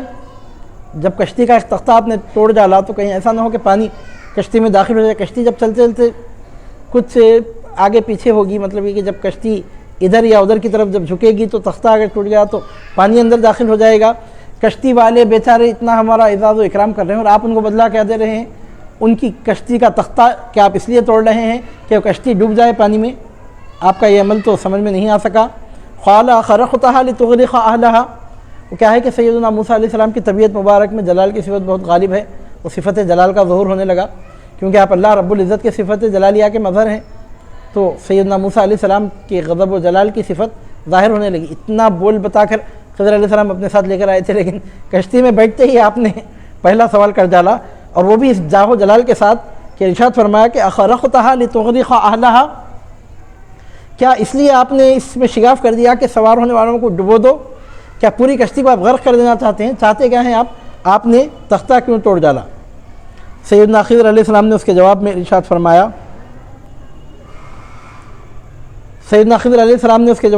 فرمایا، لقد جئت شیئا امرا، موسیٰ علیہ السلام نے کہا آپ نے کشتی میں شگاف ڈالا کہ کشتی ڈوب جائے. لقد جئت شیئا امرا، موسیٰ علیہ السلام نے کہا اے خضر آپ نے بہت برا کام کیا ہے. تو خضر علیہ السلام نے اس کے جواب میں فرمایا قال الم اقل لک انک لن تستطیع معی صبرا. وہ سوال کیا ہے، جواب کیا ہے، صحیح کیا ہے، غلط کیا ہے؟ کرایہ لے کے بٹھائے تھے کہ بغیر کرایہ کے بٹھائے تھے؟ تختہ توڑنا چاہیے تھا کہ نہیں توڑنا چاہیے تھا؟ وہ کشتی ڈوبے گی کہ سلامت پار ہوگی؟ یہ سب 100 سوالوں کے جوابات نہیں. میں آپ سے کہہ رہا ہوں کیا میں پہلے نہیں بول دیا تھا آپ کو کہ آپ میرے ساتھ رہنے کی طاقت نہیں رکھتے؟ قال الم اقل لک قال الم اقل انک لن تستطیع معی صبرا، کیا میں پہلے بولا نہیں تھا آپ سے کہ آپ میرے ساتھ رہنے کی طاقت نہیں رکھیں گے؟ ایک دم موسیٰ علیہ السلام کو یاد آیا کہ واقعتاً بات تو یہی تھی کہ وہ کچھ بھی کریں، میں اعتراض نہیں کروں گا، سوال نہیں کروں گا، بات تو یہی تھی. چنانچہ فوراً موسیٰ علیہ السلام کو اپنا وعدہ یاد آیا. تو قال موسیٰ علیہ السلام نے فرمایا لا تؤاخذنی بما نسیت، میرے بھولنے پر میری گرفت مت کرو. ولا ترہقنی من امری عسرا، اور میرے معاملے میں مجھ پر بہت زیادہ سختی مت کرو. مطلب یہ کہ آپ نے عذر کر ڈالا، عذر خواہی کی کہ واقعتاً آپ سے تو وعدہ تھا کہ کچھ بولنا نہیں تھا، ٹھیک ہے لیکن میں بھول گیا تھا، لہذا میرے معاملے کو مجھ پر تنگ مت کیجیے۔ رسول پاک صلی اللہ علیہ وسلم ارشاد فرماتے ہیں کانت الاولی من موسیٰ نسیانا، موسیٰ علیہ السلام پہلی مرتبہ جو بھولے تھے وہ یہی بات تھی، جس مقام پہ آپ بھول گئے تھے کشتی میں بیٹھنے کے بعد، جب خضر علیہ السلام نے کشتی کے تختے کو توڑ ڈالا تو اس وقت موسیٰ علیہ السلام بھول کر جو سوال کرنے لگے، یہ موسیٰ علیہ السلام کی پہلی بھول تھی۔ وَجَاءَ عُصْفُورٌ فَوَقَعَ عَلَى جَوْفِ السَّفِينَةِ فَنَخَرَ فِي الْبَحْرِ نَخَرًا فقال له الخضر ما علمي وعلمك من علم الله تعالى إلا مثل ما نقص هذا العصفور من هذا البحر۔ موسیٰ علیہ السلام میں اور خضر علیہ السلام میں گفتگو ہو رہی تھی۔ موسیٰ علیہ السلام سے خضر علیہ السلام نے کہا کیا میں نے آپ سے نہیں کہا تھا کہ آپ میرے ساتھ رہ کے صبر نہیں کر سکیں گے؟ یہ گفتگو ہو رہی تھی۔ حضور نبی کریم صلی اللہ علیہ وسلم فرماتے ہیں کہ اسی وقت ایک چڑیا آئی، ایک چڑیا آ کر کشتی کے کنارے کنارے بیٹھی اور سمندر کی جانب اپنا سر جھکایا، اور اس میں سے کچھ پانی چڑیا نے پیا، پھر اڑ گئی۔ سمندر میں سے تھوڑا چند قطرے پانی چڑیا نے پیا اور پھر اس کے بعد وہ اڑ گئی۔ تو حضرت سیدنا خضر علیہ السلام نے موسیٰ علیہ السلام سے کہا کہ اے موسیٰ، اتنے بڑے پانی میں، سمندر کے اتنے کثیر پانی میں سے اس چڑیا نے جتنا پانی پیا ہے، اللہ تعالیٰ کے علم کے سامنے آپ کے اور میرے علم کی اتنی بھی حقیقت نہیں ہے۔ اب کتنا بڑا سمندر ہے، اس میں چڑیا نے کتنا پانی پیا آپ دیکھ رہے ہیں، اللہ تعالیٰ کے علم کے سامنے آپ کا علم، ہمارا علم اس سے بڑھ کر اہمیت نہیں رکھتا جتنا اس چڑیا نے پانی پیا ہے سمندر میں سے۔ آپ یوں سمجھیے کہ ہمارا علم اللہ رب العزت کے علم کے سامنے اتنا ہی ہے۔ مطلب ہم صرف اپنے علم پر اعتراض کرتے جائیں گے، اپنے علم کو بنیاد بنا کر دوسرے لوگوں کے معاملات میں دخل دیں گے، مناسب نہیں ہے۔ اب دیکھیے آپ چڑیا کو آپ نے دیکھا کتنا پانی اس نے پیا اتنے بڑے سمندر میں، اللہ کے علم کے سامنے آپ کے ہمارے علم کا یہی معاملہ ہے۔ اب اس کے بعد کیا ہوا، حضرت موسیٰ علیہ السلام نے عذر خواہی کی، عرض کیا کہ واقعتاً میں بھول گیا، مجھ سے نہیں بولنا چاہیے تھا مجھے، میں بھول گیا، لیکن جس وجہ سے میں سوال کر پڑا۔ موسیٰ علیہ السلام نے فرمایا کہ لا تواخذنی بما نسیت، میری بھول پر میری پکڑ مت کرو، ولا ترہقنی من امری عسرا، میرے معاملے کو مجھ پر دشوار نہ بناؤ۔ ٹھیک ہے، اس کے بعد نہیں بولوں گا، یہ مطلب تھا، بھول گیا تھا، پہلی مرتبہ ایسا ہوا۔ فانطلقا، پھر اس کے بعد وہ دونوں چل پڑے، سیدنا موسیٰ علیہ السلام اور سیدنا خضر علیہ السلام چل پڑے۔ اب کشتی آگے بڑھی، کشتی سے اترے، خشکی میں چلنے لگے، کشتی کا سفر ختم ہوا، کشتی کے نیچے اترے، خشکی میں چلنے لگے۔ فانطلقا، وہ دونوں چل پڑے، حتیٰ اذا لقیا غلاما، یہاں تک کہ جب ایک لڑکے کو انہوں نے پایا، فقتلہ، تو حضرت سیدنا خضر علیہ السلام نے اس لڑکے کو قتل کر ڈالا۔ ایک بچہ تھا، ایک لڑکا ٹھہرا ہوا تھا وہیں کہیں، حضرت خضر علیہ السلام آگے بڑھے اور آگے بڑھ کر خضر علیہ السلام نے اس لڑکے کو قتل کر ڈالا۔ حضرت سیدنا موسیٰ علیہ السلام نے یہ دیکھا تو ارشاد فرمایا، عرض کرنے لگے، قال، حضرت موسیٰ علیہ السلام نے کہا، اقتلت نفسا زکیۃ بغیر نفس، چلو وہ تو کشتی کا تختہ توڑ دیے تھے، وہ بات الگ تھی، تو زندہ انسان کو آپ نے جان سے مار ڈالا بغیر کسی غلطی کے۔ انسان کا قتل کرنا کوئی معمولی واردات ہے، اور اس بیچارے کی غلطی کیا ہے، وہ اپنی جگہ ٹھہرا ہوا بیٹھا اور آپ آگے بڑھ کر آپ نے اس کو قتل کر ڈالا۔ حضرت خضر علیہ السلام نے جب اس کو قتل کر ڈالا تو موسیٰ علیہ السلام سے برداشت نہ ہو سکا، آپ نے کہا، اقتلت نفسا زکیۃ بغیر نفس، غضبناک ہو کر آپ فرمانے لگے، کیا آپ نے ایک معصوم جان کو، ایک بے گناہ جان کو بغیر کسی نفس کے بدلے کے مار ڈالا؟ لقد جئت شیئا نکرا، آپ نے ایسا کام کیا ہے جو بہت ہی نازیبا ہے، انسان کو قتل کر دیا آپ نے بغیر کسی پراپر ریزن کے، بغیر قتل کا بدلہ قتل ایسا کچھ بھی نہیں تھا اور آپ نے اس کو قتل کر دیا۔ لقد جئت شیئا نکرا، بہت نازیبا کام آپ نے کیا ہے۔ تو حضرت خضر علیہ السلام نے یہ نہیں کہا کہ وہ قتل مناسب تھا کہ نہیں تھا، وہ کس وجہ سے قتل ہوا، کیا ہوا، 100 سوال 100 جواب نہیں دیے، آپ نے وہی اپنی بات یاد دلائی۔ قال الم اقل لک انک لن تستطیع معی صبرا، کیا میں نے آپ سے کہا نہیں تھا کہ آپ میرے ساتھ رہ کے صبر نہیں کر سکیں گے؟ وہ سوال کیا ہے، جواب کیا ہے، وہ بچہ کون تھا، اس کو قتل کرنا تھا کہ نہیں کرنا تھا، اس کا قتل صحیح ہے کہ غلط ہے؟ 100 باتوں کی ایک بات یہ ہے کہ کیا میں نے آپ سے پہلے ہی نہیں کہا تھا کہ آپ میرے ساتھ نہ رہیں، آپ میرے معاملات پہ صبر کر نہ سکیں گے؟ قال الم اقل لک انک لن تستطیع معی صبرا، کیا میں نے پہلے ہی آپ سے کہہ نہیں دیا تھا کہ آپ میرے ساتھ رہ کر، میری معیت میں رہ کر صبر کر نہیں سکیں گے؟ حضرت سیدنا موسیٰ علیہ السلام کو یاد آیا کہ واقعتاً میرا تو وعدہ ہے کہ کچھ بھی دیکھوں بولنا نہیں ہے۔ قال ان سألتک عن شیء بعدها فلا تصاحبنی، پہلے یہ بولے تھے کہ ایک مرتبہ میں بھول گیا، دوسری مرتبہ فرمانے لگے کہ خیر اب ٹھیک ہے، 1 سے 2 مرتبہ یہ بات ہو رہی ہے، ایک لاسٹ چانس مجھے دے دیجئے، اگر اب میں پوچھوں آپ سے کسی چیز کے بارے میں اس کے بعد تو بے شک آپ مجھے اپنے ساتھ نہ رکھیں، قد بلغت من لدنی عذرا، آپ میری طرف سے معذور رہیں گے، ایک مرتبہ اور مجھے موقع دے دیجئے۔ پہلی مرتبہ میں بول پڑا تھا، وہ میری بھول تھی، اب دوسری مرتبہ پھر میں اپنے وعدے کے خلاف آپ پر اعتراض کرنے لگا، لیکن ایک آخری چانس مجھے اور دے دیجیے، اب اس کے بعد اگر کچھ ایسی بات نظر آئے اور میری زبان سے کچھ نکل گیا تو میں خود آپ کے ساتھ نہیں رہوں گا، واقعتاً ایسے کام دیکھ کے میں خاموش تو نہیں بیٹھ سکتا، لیکن ایک موقع مجھے اور دے دیجیے۔ فرمانے لگے ان سألتک عن شیء بعدہا، اس کے بعد اگر میں نے آپ سے کوئی بات پوچھی فلا تصاحبنی، تو مجھے آپ بے شک اپنے ساتھ نہ رکھیں، قد بلغت من لدنی عذرا، آپ میری طرف سے معذور ہیں۔ چلو ایک مرتبہ بھول گئے ایک الگ بات ہے، اب 1 سے 2 مرتبہ ہو گیا نا، یہ عرض کرنے لگے کہ اب میں کیسے بولوں کہ بھول گیا تھا، حالانکہ بات ہو گئی تھی، ٹھیک ہے اب تو ایک آخری چانس مجھے دے دیجیے، ایک لاسٹ آپشن، ایک لاسٹ چانس مجھے دے دیجیے، اس کے بعد اگر میں کچھ بولوں آپ کی کسی بات پر تو پھر میں اپنی جگہ چلا جاؤں گا اور آپ کے ساتھ نہیں رہوں گا۔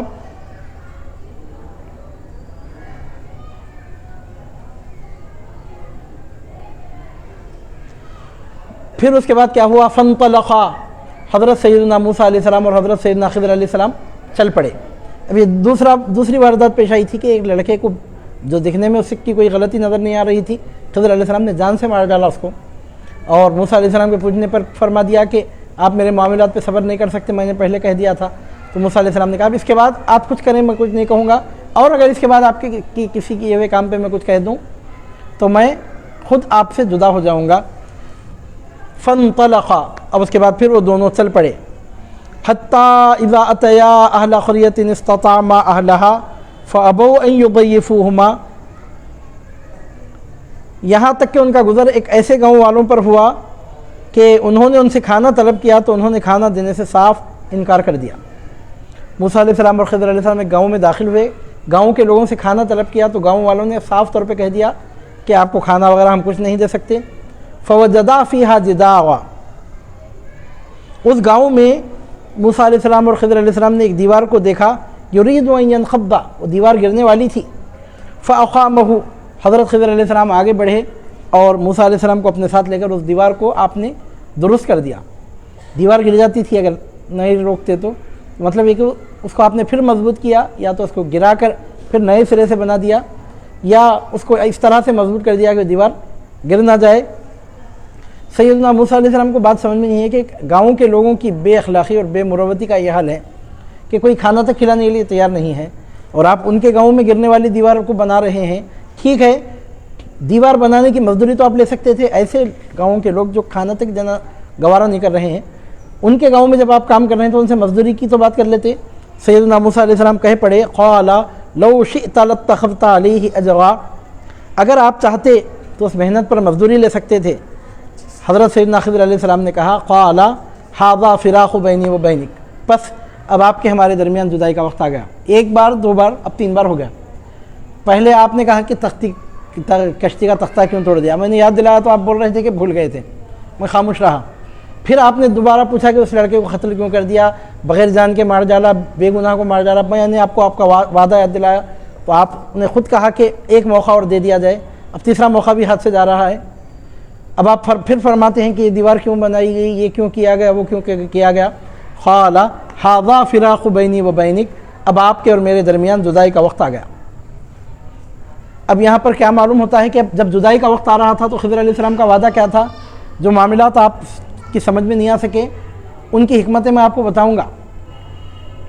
اب اگر موسیٰ علیہ السلام اس طرح ٹوکنے کے بجائے اگر خاموشی کے ساتھ ان کے اسی طرح کام دیکھتے جاتے، 3 کاموں کی جگہ اگر 10 15 20 30 کام اگر دیکھ لیتے تو ایک ساتھ پورے کاموں کی حکمت بعد میں معلوم ہو سکتی تھی۔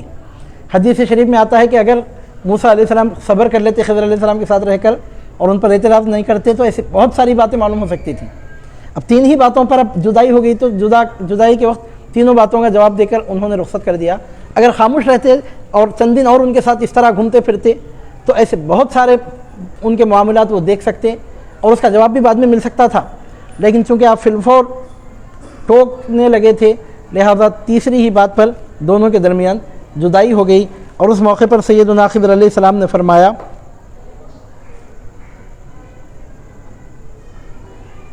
پھر اس کے بعد سیدنا خضر علیہ السلام نے فرمایا سأنبئک بتأویل ما لم تستطع علیہ صبرا، آپ کو ان باتوں کی حقیقت میں بتا دوں جن کے متعلق آپ صبر نہ کر سکیں۔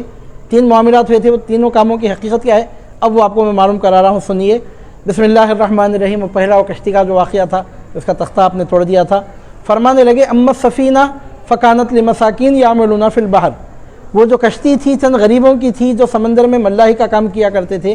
فاردت ان اعیبھا، میں نے ارادہ کیا کہ اسے عیبدار بنا دوں۔ وکان وغاءہم ملک یاخذ کل سفینۃ غصبا، کیونکہ آگے چل کر ایک ایسا بادشاہ تھا کہ جس کو جو ہر اچھی کشتی کو غصب کر لیتا تھا، یعنی مطلب یہ کہ جو جہاں سے ہم سوار ہوئے تھے راستے میں اتر گئے تھے، اس کے بعد آگے بڑھنے کے بعد ایک بادشاہ وہاں پر موجود تھا، اور جو اچھی کشتی اس کو نظر آتی جاتی تھی اس کو بغیر قیمت دیے کہ خود اس پر قبضہ کر لے رہا تھا۔ اگر کشتی عیبدار نظر آتی تو چھوڑ دیتا، اچھی اگر نظر آتی، ہر طریقے سے پرفیکٹ نظر آتی، تو ایسی کشتی کو اپنے قبضے میں لے لیتا کوئی قیمت دیے بغیر۔ یہ بات تھی، اس لیے میں نے کشتی کو عیبدار بنا دیا۔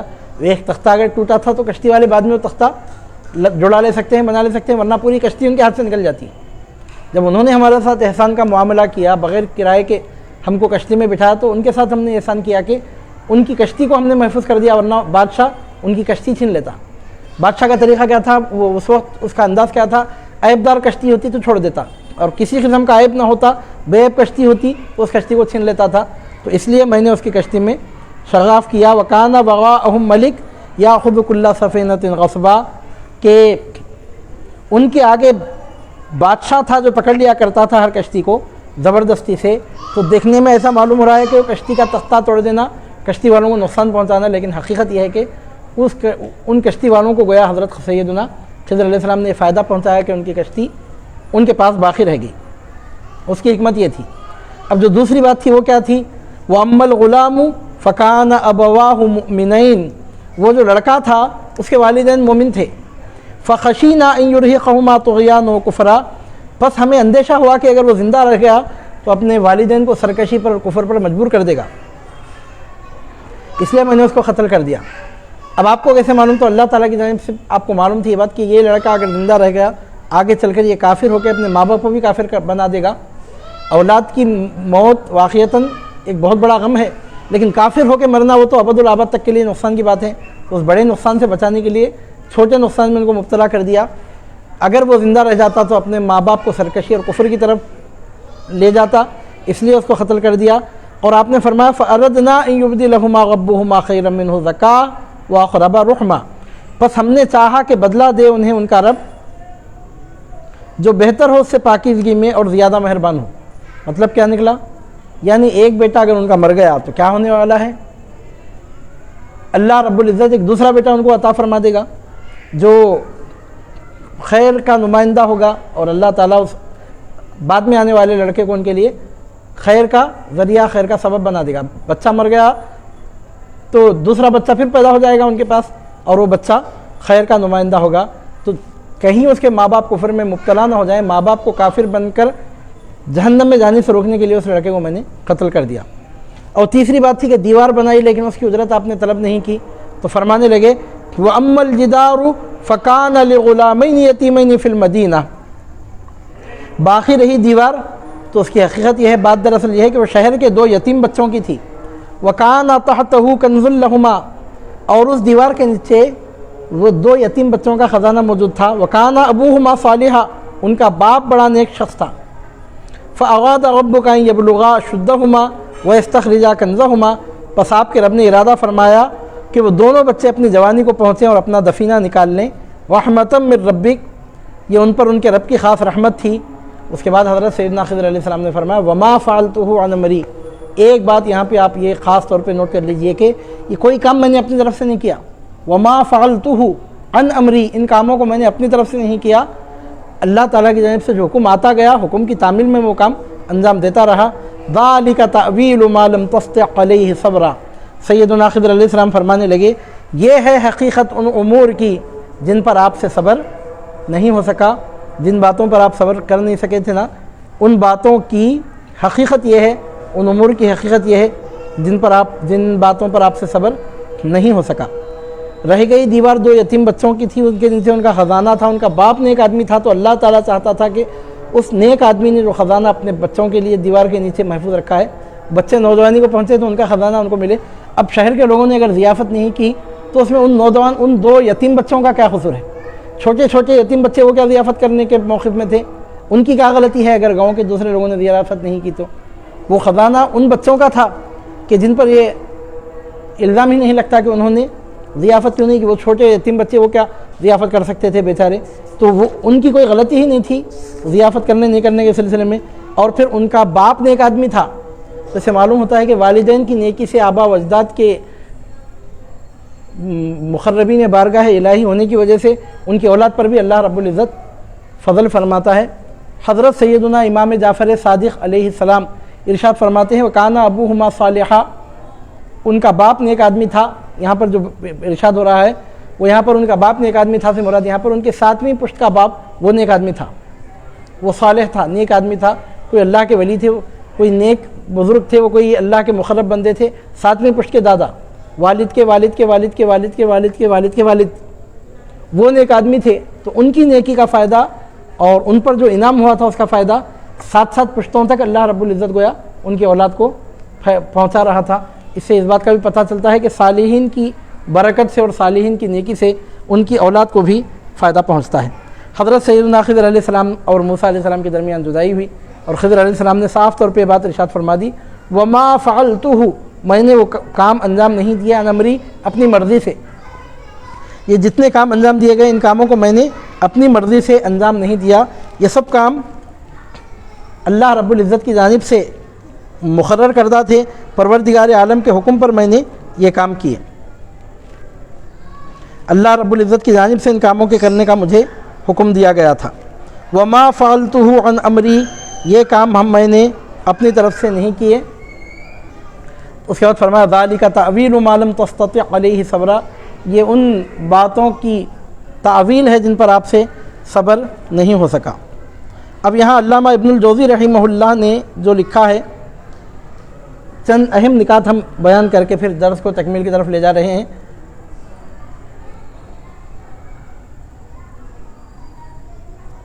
اللہ رب العزت کا ارشاد فرمانا وَإِذْ قَالَ مُوسَىٰ، فَأَمَّا التَّفْسِيرُ فَقَوْلُهُ تَعَالَىٰ وَإِذْ قَالَ مُوسَىٰ، اللہ رب العزت کے ارشاد مبارک کی تفسیر کہ جب موسیٰ نے کہا المعنی وَاذْكُرْ ذَلِكَ، یاد کرو جب موسیٰ نے کہا۔ وَإِذْ قَالَ مُوسَىٰ، جب موسیٰ نے اپنے نوجوان سے کہا، مطلب کیا ہے اس کا؟ یاد کرو جب موسیٰ نے اپنے نوجوان سے کہا، یعنی قصہ بیان کیا جا رہا ہے۔ وَفِي مُوسَىٰ قَوْلَانِ، وہ موسیٰ کون ہے؟ اس میں 2 قول ہیں۔ احدہما انہ موسیٰ ابن عمران قالہ الاکثرون، پہلا قول یہ ہے کہ موسیٰ سے مراد یہاں موسیٰ بن عمران ہے، اور یہی بات اکثر مفسرین نے کی ہے۔ جمہور کی رائے یہی ہے، میجورٹی کا مولنا یہی ہے کہ موسیٰ سے مراد یہاں پر سیدنا موسیٰ بن عمران کلیم اللہ، موسیٰ کلیم اللہ علیہ السلام جن پر توریت شریف نازل ہوئی وہ مراد ہیں، یہی صحیح بات ہے۔ وَيَدُلُّ عَلَيْهِ مَا رُوِيَ فِي الصَّحِيحَيْنِ مِنْ حَدِيثِ سعید بن جبیر، اور یہی بات بخاری اور مسلم میں روایت کردہ اس حدیث سے ثابت ہوتی ہے جو حضرت سعید بن جبیر رضی اللہ تعالیٰ عنہ نے روایت کی ہے، جس میں آپ فرماتے ہیں، حضرت سعید بن جبیر فرماتے ہیں قال، سعید بن جبیر نے کہا قلت لابن عباس، میں نے حضرت ابن عباس سے کہا ان نوفا البکالی یزعم ان موسیٰ بنی اسرائیل لیس ہوا موسیٰ صاحب الخضر، کہ حضرت ابن عباس کے پاس جا کر حضرت سعید بن جبیر نے کہا تھا کہ نوفا البکالی کا کہنا یہ ہے کہ بنی اسرائیل کے جو موسیٰ ہیں وہ موسیٰ علیہ السلام نہیں ہے کہ جو خضر علیہ السلام کے ساتھ تھے۔ تو حضرت عبداللہ ابن عباس سید المفسرین نے فرمایا قال کذب عدو اللہ، اللہ کے دشمن نوف البکالی نے جھوٹ کہا۔ اس کے بعد حضرت ابن عباس نے وہ حدیث بیان کی، فرمایا اخبرنی ابی بن کعب، ابی بن کعب نے مجھ سے کہا، انہوں نے کہا کہ رسول اللہ صلی اللہ علیہ وسلم کو انہوں نے فرماتے ہوئے سنا، پھر وہ واقعہ بیان کیا۔ حضور نبی کریم صلی اللہ علیہ وسلم کے ارشاد گرامی سے بات ثابت ہوتی ہے کہ موسیٰ سے مراد حضرت سیدنا موسیٰ بن عمران بنی اسرائیل کے موسیٰ ہی ہیں۔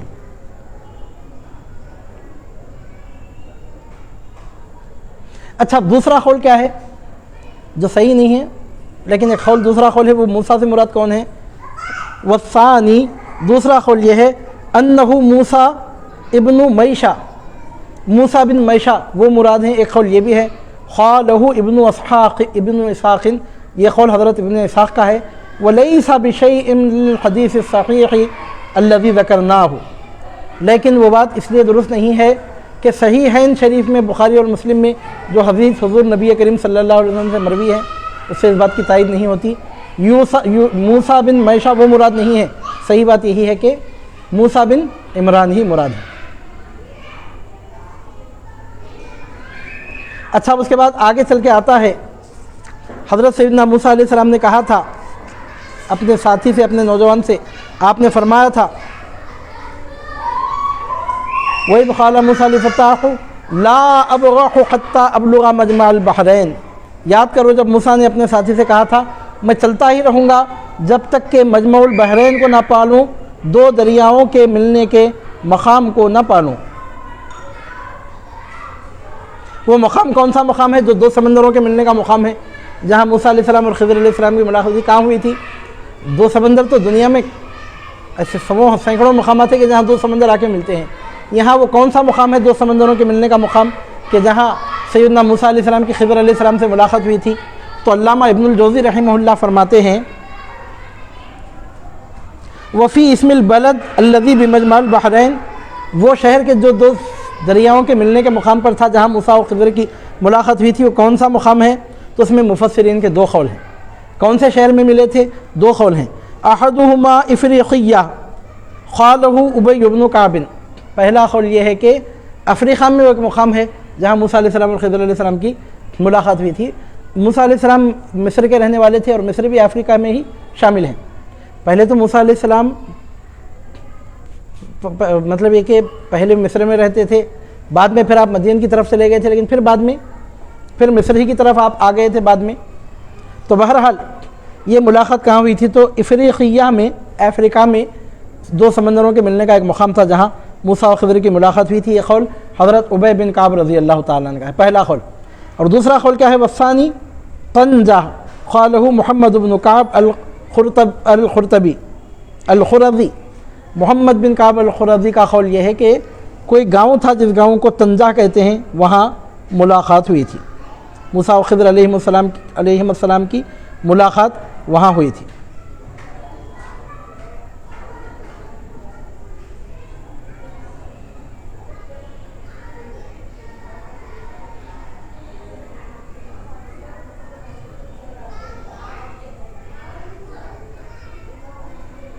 اب اس کے بعد آگے چل کے آتا ہے کہ فاتخذ سبیلہ فی البحر سربا، کہ مچھلی نے سمندر میں اپنا راستہ بنا لیا۔ فاتخذ سبیلہ فی البحر، مچھلی نے سمندر میں اپنا راستہ بنا لیا سربا، سرنگ کی طرح۔ یہ اللہ تعالیٰ کی قدرت کی بات ہے۔ عام طور پہ مچھلی جب پانی میں سے گزرتی ہے تو گزرنے کی تھوڑی دیر کے بعد اس کے گزرنے کا نشان مٹ جاتا ہے، دیکھ کے اندازہ نہیں لگایا جا سکتا کہ وہ مچھلی یہاں سے گزری ہے۔ گزرنے کے بعد پھر پانی میں پانی مل جاتا ہے، راستے کا نشان باقی نہیں رہتا۔ یہ اللہ رب العزت کی قدرت کی بات ہے کہ وہ مچھلی جس راستے سے گزری اس کے درمیان ایک راستہ بن گیا تھا۔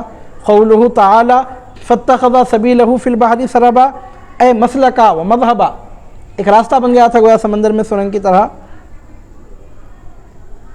حضرت ابن عباس کہتے ہیں کہ مچھلی جہاں جہاں سے گزرتی گئی پانی میں اتنا حصہ خشکی میں تبدیل ہوتا گیا، دو طرف پانی اور درمیان میں زمین بنتی چلی گئی۔ جس راستے سے مچھلی گزری اس راستے میں اتنا حصہ خشکی کا ہو گیا، جس کو دیکھ کر حضرت سیدنا یوشع بن نون علیہ السلام کو بڑا تعجب ہوا۔ اور آگے چل کے آتا ہے کہ حضرت سیدنا موسیٰ علیہ السلام نے کہا کہ لقد لقینا من سفرنا ھذا نصبا، ہمیں اس سفر میں بڑی مشقت برداشت کرنی پڑ رہی ہے۔ یہاں سے معلوم ہوتا ہے کہ آدمی کو اگر تھکان ہو یا کوئی بیماری وغیرہ ہو تو اس کا تذکرہ کرنا یہ اللہ تعالیٰ کی نعمتوں کی ناشکری نہیں ہے، ورنہ پیغمبر جلیل القدر پیغمبر موسیٰ علیہ السلام یہ بات کیوں ارشاد فرماتے؟ شکوے شکایت کی نیت نہیں ہے، اظہار حقیقت کے طور پہ کوئی آدمی بیمار ہو گیا اور بول رہا ہے کہ میں بیمار ہوں یا تھکان کی حالت میں ہے اور کہتا ہے کہ مجھے تھکان ہے، تو ایسا بولنا اللہ رب العزت کی بارگاہ میں شکوہ کرنا نہیں سمجھا جائے گا۔ شکوے کی نیت نہ ہو، اظہار حقیقت کے طور پر ہو، کیونکہ سیدنا موسیٰ علیہ السلام نے کہا تھا کہ مجھے تھکان ہو رہی ہے۔ اب آپ کو تھکان ہو رہی تھی تو آپ نے کہہ دیا کہ مجھے تھکان ہو رہی ہے۔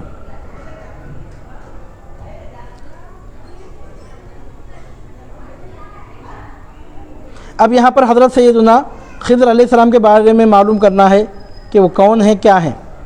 اللہ تعالیٰ فرماتا ہے فوجدا عبدا من عبادنا، اس مقام پہ جب موسیٰ علیہ السلام اور یوشع بن نون پہنچے، فوجدا عبدا من عبادنا، تو انہوں نے ہمارے ایک بندہ خاص کو وہاں پایا۔ وہ کون ہے وہ بندہ خاص؟ یعنی الخضر علیہ السلام۔ اس بندہ خاص سے مراد کون ہے؟ حضرت سیدنا خضر علیہ السلام مراد ہیں۔ وفی اسمہ اربعۃ اقوال، اور حضرت سیدنا خضر علیہ السلام کے نام کے بارے میں 4 اقوال ہیں۔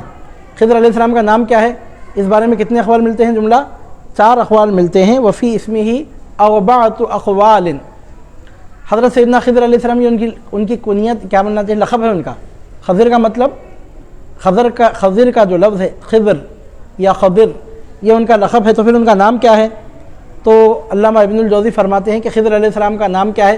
اس سلسلے میں 4 اقوال ملتے ہیں۔ وفی اسمہ اربعۃ اقوال، خضر علیہ السلام کا نام کیا ہے؟ اس میں 4 اقوال ملتے ہیں۔ احدھا، پہلا قول یہ ہے الیسع، خضر علیہ السلام کا نام ہے الیسع، الیسع، یسع، الیسع، یہ آپ کا نام ہے۔ قالہ وہب و مقاتل، حضرت وہب یہی کہتے ہیں، حضرت مقاتل یہی کہتے ہیں۔ تو 4 قولوں میں سے پہلے قول کے مطابق آپ کا نام کیا ہے؟ یسع۔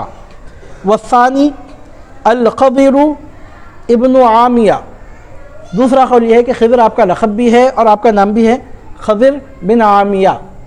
پہلا قول تو یہ ہے کہ یسع ہے، وہ قول حضرت وہب کا مقاتل کا ہے۔ دوسرا قول یہ ہے کہ خضر آپ کا لقب ہونے کے ساتھ آپ کا نام بھی ہے، آپ کا نام ہی ہے خضر بن عامیہ۔ والثالث، تیسرا قول یہ ہے آپ کے بارے میں، آپ کے نام کے بارے میں، کہ آپ کا نام ہے ارمیہ بن حلفیہ، ارمیہ بن حلفیہ، یہ آپ کا نام ہے۔ یہ تیسرا قول ہے۔ پہلا قول یہ ہے کہ آپ کا نام یسع ہے، دوسرا قول یہ ہے کہ خضر بن عامیہ ہے، اور تیسرا قول یہ ہے کہ آپ کا نام ارمیہ بن حلفیہ ہے۔ یہ دونوں قول کہ آپ کا نام خضر بن عامیہ ہے یا ارمیہ بن حلفیہ ہے، یہ دونوں قول حضرت ابن منادی نے ذکر کیا، ذکرہما ابن المنادی۔ اور چوتھا قول کیا ہے آپ کے نام کے بارے میں؟ الرابع، آپ کا نام ہے بلیہ ابن ملیکان، بلیہ آپ کا نام، آپ کے والد کا نام ملیکان ہے، بلیہ ابن ملیکان، اور یہی قول زیادہ مشہور ہے حضرت خضر علیہ السلام کے نام کے بارے میں، یہ قول سب سے زیادہ مشہور ہے۔ چوتھا قول کہ آپ کا نام ہے بلیہ اور آپ کے والد ماجد کا نام ہے ملیکان، تو خضر علیہ السلام کا نام ہے چوتھی روایت کے مطابق بلیہ بن ملکان۔ ذکرہ علی بن احمد النیسابوری، حضرت علی بن احمد نیشاپوری نے اس بات کا تذکرہ کیا ہے، اور آپ کے ناموں میں یہی نام زیادہ مشہور بھی ہے۔ فاما تسمیتہ بالخضر ففیہ قولان، جب آپ کا نام بلیہ بن ملکان ہے یا دوسرا نام ہے تو پھر آپ کو خضر کیوں کہتے ہیں؟ اس کی وجہ کیا ہے؟ آپ کا لقب جو خضر ہوا کس وجہ سے ہوا؟ خضر یا خضر، آخر اس کی وجہ کیا ہے؟ تو اس تعلق سے بتایا گیا کہ اس میں بھی 2 قول ہیں۔ اب جب لقب رکھا گیا تو کچھ وجہ ہوں گی نا لقب رکھنے کی، تو آپ کا لقب خضر کیوں رکھا گیا؟ تو اس میں 2 قول ہیں۔ احدھا انہ جلس فی فروۃ بیضاء فاخضرت، رواہ ابو ہریرہ اور رسول اللہ صلی اللہ علیہ وسلم۔ پہلا قول یہ ہے کہ حضرت خضر علیہ السلام جس خشک مقام پہ بیٹھ کے اٹھ جاتے ہیں اس مقام پہ گھاس اگاتی ہے، اس واسطے آپ کو خضر کہتے ہیں، خضر بھی کہتے ہیں، خضر، خضر، خضر، خضرن، خضرن، خضرن، کئی طرح سے پڑھا جاتا ہے، خضرن ایسا بھی پڑھا جاتا ہے۔ تو آپ کو خضر کیوں کہتے ہیں؟ تو جس خشک مقام پہ آپ بیٹھ کے اٹھ جاتے ہیں وہاں گھاس اگاتی ہے، اس واسطے آپ کا لقب خضر ہوا۔ یہ قول حضرت رسول اکرم صلی اللہ علیہ وسلم کا ہے، جس کو حضرت ابو ہریرہ رضی اللہ تعالیٰ نے روایت کیا۔ ابو ہریرہ رضی اللہ عنہ کہتے ہیں کہ رسول اللہ صلی اللہ علیہ وسلم کے ارشاد سے یہ بات ثابت ہے کہ آپ کو خضر اسی لیے کہا جاتا ہے کہ جس خشک مقام پر آپ بیٹھ کے اٹھتے ہیں وہ مقام ہرا بھرا ہو جاتا ہے، زمین کے جس خشک حصے پہ آپ اٹھ کے بیٹھتے ہیں وہاں سے گھاس اگاتی ہے۔ والثانی، آپ کا لقب خضر کیوں ہے؟ اس سلسلے میں دوسری بات کیا ہے؟ انہ کان اذا جلس اخضر ما حولہ، دوسری وجہ یہ ہے کہ آپ جس مقام پہ جا کے بیٹھ کے اٹھ جاتے ہیں اس کے اطراف و جوانب میں ہریالی اگاتی ہے، زمین کے جس خطے میں آپ جا کے نکلتے ہیں اطراف و جوانب چو طرف سے گھاس پھوس اگاتی ہے، ہریالی اگاتی ہے۔ قالہ اکرمہ، یہ قول حضرت اکرمہ کا ہے۔ وقال مجاہد، اور حضرت مجاہد کہتے ہیں کان اذا صلی اخبر ما حولہ، کہ حضرت سیدنا حضرت مجاہد کہتے ہیں کہ خضر علیہ السلام جس مقام پہ نماز پڑھتے ہیں اس کے ماحول میں، اس کے اطراف میں ہریالی اگاتی ہے، پورا علاقہ سرسبز و شاداب ہو جاتا ہے. یعنی زمین میں جہاں نکل پڑتے ہیں، جاتے جاتے چلتے چلتے سفر میں، دوران سفر جس مقام پہ بھی وہ نماز پڑھتے ہیں تو اس کے اطراف و جوانب میں ہریالی پھیل جاتی ہے، اس واسطے بھی آپ کو خضر کہا جاتا ہے. اب ایک اور سوال پیدا ہوتا ہے کہ حضرت خضر علیہ السلام نبی ہیں کہ ولی ہیں؟ تو علامہ ابن الجوزی لکھتے ہیں وَهَلْ كَانَ الْخَضِرُ نَبِيًّا أَمْ لَا، خضر علیہ السلام نبی ہیں کہ نہیں ہیں؟ فیہ قولان، اس میں دو قول ہیں. ذکرہما ابو بکر ابن الانباری، حضرت ابو بکر ابن الانباری نے وہ قول نقل کیے ہیں. فرماتے ہیں وقال، حضرت ابو بکر بن الانباری کہتے ہیں کثیر من الناس یذهب الى انہ کان نبیا، لوگوں کی اکثریت اس بات کی طرف گئی ہے، اکثر لوگوں کا خیال ہے کہ حضرت خضر علیہ السلام نبی ہیں. یہ پہلا قول ہے. وبعضهم یقول، دوسری بات کیا ہے؟ بعض لوگوں کا کہنا یہ ہے کہ کان عبدا صالحا، کہ آپ عبد صالح ہیں، اللہ کے نیک بندے ہیں، اللہ کے ولی ہیں. اور حضرت سیدنا خضر علیہ السلام کے بارے میں ایک اور سوال، اہم سوال یہ پیدا ہوتا ہے کہ حضرت خضر علیہ السلام کیا آج بھی زندہ اور موجود اور باقی ہیں یا آپ کا انتقال ہو گیا؟ تو اس تعلق سے علماء شریعت کے دو قول ملتے ہیں. ایک قول یہ ہے کہ آپ ابھی زندہ ہیں اور قرب قیامت تک زندہ رہیں گے، جبکہ دوسرا قول یہ ہے کہ آپ کا انتقال ہو چکا، آپ زندہ نہیں ہیں. تو علماء اہل شریعت کے دو قول ملتے ہیں. لیکن میں آپ کو بتاتا چلوں کہ علماء اہل طریقت کے پاس، بزرگان دین کے پاس، عارفین کے پاس یہ بات طے ہے کہ حضرت سیدنا خضر علیہ السلام آج بھی باحیات ہیں اور قرب قیامت تک باحیات رہیں گے. ایک نہیں، دو نہیں، سینکڑوں، ہزاروں، لاکھوں اولیاء سے آپ کی ملاقاتیں ہوتی رہتی ہیں. بلکہ اولیاء و عارفین کے پاس یہ بالکل کامن بات ہے کہ حضرت سیدنا خضر علیہ السلام سے ان کی ملاقاتیں ہوتی رہتی ہیں.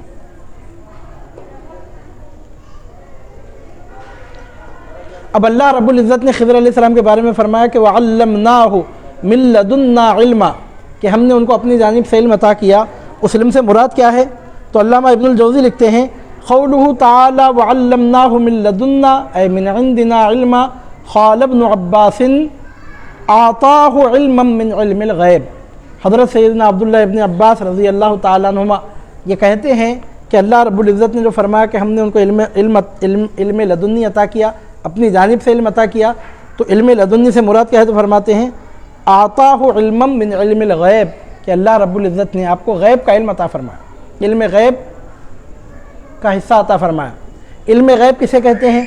علم غیب اس علم کو کہتے ہیں کہ جو 5 سینسز کے ذریعے جس کا علم نہ ہو سکے، کان سے سن کر، آنکھ سے دیکھ کے، ہاتھ سے چھو کر، ناک سے سن کر، زبان سے ذائقہ چکھ کر جو علم ہم کو حاصل نہ ہو.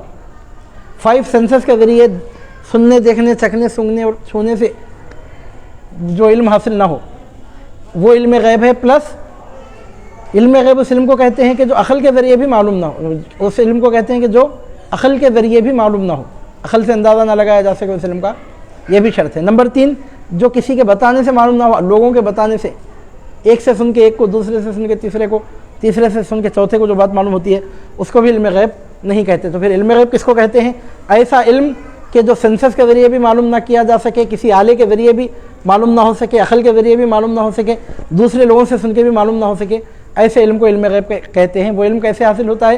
اس کا ایک ہی ذریعہ ہے کہ اللہ تعالیٰ کے عطا کرنے سے علم حاصل ہوتا ہے، کوئی دوسرا اس کا سورس ہی نہیں، کوئی دوسرا ذریعہ ہی نہیں، بس اللہ معلوم کرا دیتا ہے، بندے کو معلوم ہو جاتا ہے. اس علم کو علم غیب کہتے ہیں. پیغمبروں کو اللہ کی عطا سے علم غیب حاصل ہوتا ہے، اور اولیاء کو جو علم غیب حاصل ہوتا ہے اس پر عارفین کا اجماع ہے. اولیاء متفق ہیں کہ غیر نبی کو علم غیب براہ راست اللہ تعالیٰ کی جانب سے حاصل نہیں ہوتا، بلکہ درمیان میں پیغمبر کا واسطہ ہوتا ہے، اور پیغمبر کے واسطے سے امتیوں کو علم غیب عطا ہوتا ہے. کسی ولی کو علم غیب اگر حاصل ہوتا ہے تو پیغمبروں کی روح مبارک کے واسطے سے، پیغمبروں کی روح مبارک کے فیضان سے، پیغمبروں کے واسطے سے، ان کی وساطت سے وہ علم حاصل ہوتا ہے. تو حضرت سیدنا خضر علیہ السلام کو اللہ رب العزت فرماتا ہے ان کے بارے میں کہ وَعَلَّمْنَاهُ مِن لَدُنَّا عِلْمًا، ہم نے سکھایا تھا انہیں اپنے پاس سے علم. اس سے مراد کیا ہے؟ تو قال ابن عباس آتاہ علما من علم الغیب، کہ اللہ رب العزت نے حضرت سیدنا خضر علیہ السلام کو علم غیب عطا فرمایا۔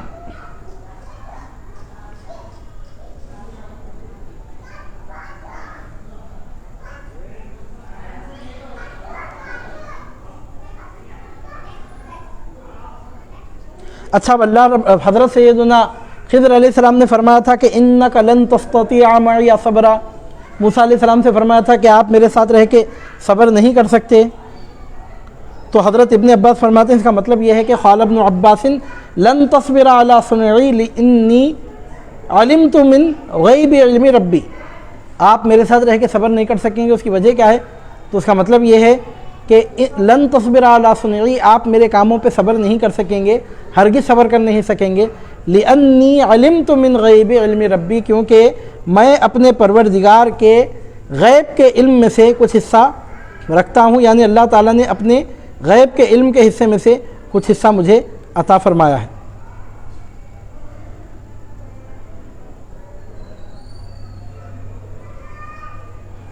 اب وہ جس لڑکے کو حضرت سیدنا موسیٰ علیہ السلام نے قتل کیا تھا، اس لڑکے کے بارے میں ہے کہ وہ لڑکا کیا تھا، وہ مطلب وہ بالغ تھا کہ نہیں تھا، بچپن کی عمر میں تھا کہ نوجوانی کی عمر میں تھا؟ تو اس تعلق سے دو قول ملتے ہیں۔ ایک قول یہ ہے کہ وہ بچہ ابھی نابالغ تھا، بچپن کی عمر میں تھا، دوسرا قول یہ ہے کہ نوجوان تھا، ابھی بالغ ہوا تھا، نوجوان تھا۔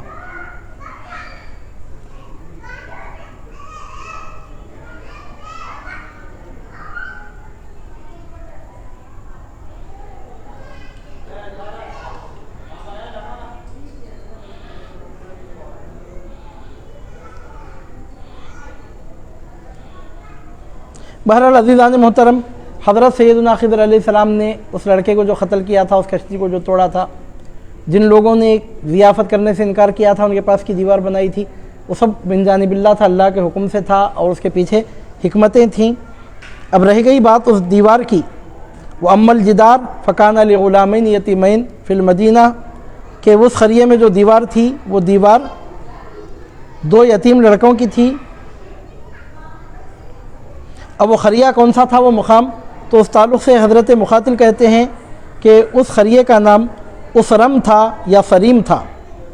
اب اللہ رب العزت کا ارشاد کہ وَكَانَ تَحْتَهُ كَنْزٌ لَهُمَا، اس دیوار کے نیچے ان یتیم لڑکوں کا خزانہ تھا۔ خزانے سے مراد کیا ہے؟ تو ایک قول تو یہ ہے کہ سونا چاندی وغیرہ مال تھا، اور یہی قول حضرت ابو درداء رضی اللہ تعالیٰ عنہ نے رسول اللہ صلی اللہ علیہ وسلم سے نقل کیا۔ حضرت حسن بصری نے بھی یہی کہا، حضرت اکرمہ بھی یہی کہتے ہیں، حضرت قتادہ کا قول بھی یہی ہے۔ البتہ اس سلسلے میں بعض دوسرے اقوال بھی ملتے ہیں کہ یہاں خزانے سے مراد کچھ تختیاں تھیں کہ جن تختیوں پر علم و حکمت کی باتیں لکھی ہوئی تھیں۔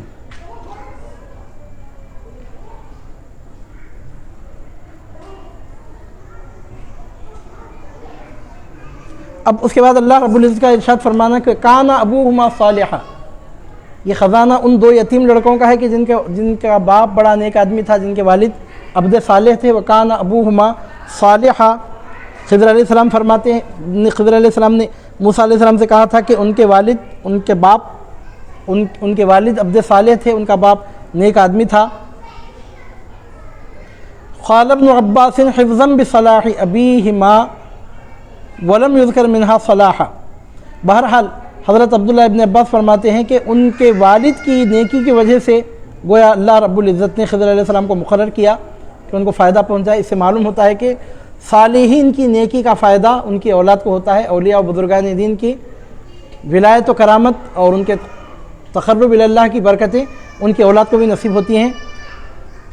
وقال جعفر بن محمد علیہ السلام، جعفر بن محمد علیہ السلام فرماتے ہیں، سیدنا امام جعفر صادق ابن امام محمد باقر، امام جعفر صادق علیہ السلام سیدنا امام حسین علیہ السلام کے صاحبزادے امام زین العابدین علیہ السلام، امام زین العابدین علیہ السلام کے صاحبزادے امام باقر علیہ السلام، امام باقر علیہ السلام کے صاحبزادے امام جعفر صادق علیہ السلام۔ تو امام جعفر صادق علیہ السلام ارشاد فرماتے ہیں کان بینہما و بین ذالک الاب الصالح سبعۃ آباء، امام جعفر صادق فرماتے ہیں کہ ان دو یتیم لڑکوں کے درمیان اور اس مرد صالح عبد صالح اس ولی جو ان کے آبا و اجداد میں شامل تھا، اس اللہ کے ولی، اس عبد صالح کے درمیان اور ان 2 یتیم لڑکوں کے درمیان 7 آبا درمیان میں تھے، 7 پشتیں درمیان میں گزری تھیں۔ ان کے والد نیک آدمی تھے کا مطلب ہے کہ ان کے 7ویں پشت کے دادا نیک آدمی تھے، جن کی نیکی کا فائدہ اللہ رب العزت نے ان کی اولاد کو پہنچایا۔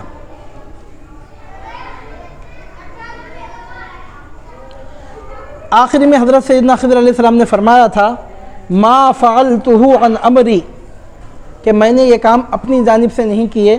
تو اس کی تفسیر میں حضرت قتادہ کہتے ہیں وما فعلتہ عن امری قال قتادۃ کان عبدا مأمورا۔ حضرت قتادہ فرماتے ہیں کہ سیدنا خضر علیہ السلام نے کہہ دیا تھا کہ ما فعلتہ عن امری، یہ کام میں نے اپنی طرف سے نہیں کیے۔ اس سے اس بات کا پتہ چلتا ہے کہ کان عبدا مأمورا، کہ خضر علیہ السلام کوئی کام اپنی طرف سے نہیں کرتے، اللہ تعالیٰ کی جانب سے ان کو حکم دیا جاتا ہے، وہ معذون ہوتے ہیں، مأمور ہوتے ہیں، تو اللہ تعالیٰ کا حکم، اس کا اذن، اس کا امر پا کے ان کاموں کو انجام دیتے ہیں۔ اس قصے سے ہزاروں حکمتیں حاصل ہوتی ہیں اور اللہ رب العزت کی قدرت کی وسعتیں ظاہر ہوتی ہیں کہ پروردگار عالم کی قدرت ایک بحر ناپیدا کنار ہے، ایک ایسا سمندر ہے کہ جس کا کوئی کنارہ نہیں ہے، اور اللہ رب العزت کے علم کا احاطہ بھی انسان نہیں کر سکتا، نہ اس کی قدرت کا احاطہ کر سکتا ہے، نہ اللہ تعالیٰ کی حکمتوں کو بندہ سمجھ سکتا ہے۔ اس سے ہم کو سبق حاصل کرنا چاہیے کہ اللہ رب العزت کے کاموں میں ہم کبھی دخل نہ دیں۔ اللہ تعالیٰ کی حکمتوں کو اللہ تعالیٰ ہی جانتا ہے۔ پروردگار عالم سے دعا ہے کہ اللہ رب العزت آپ کو ہم کو مقام تسلیم و رضا پر ثابت قدم رکھے۔ وصلی اللہ تعالی وبارک وسلم علی خیر خلقہ و نور عرشہ نبینا و حبیبنا و مولانا و شفیعنا و سیدنا محمد وعلی آلہ و صحابتہ اجمعین وآخر دعوانا ان الحمد للہ رب العالمین۔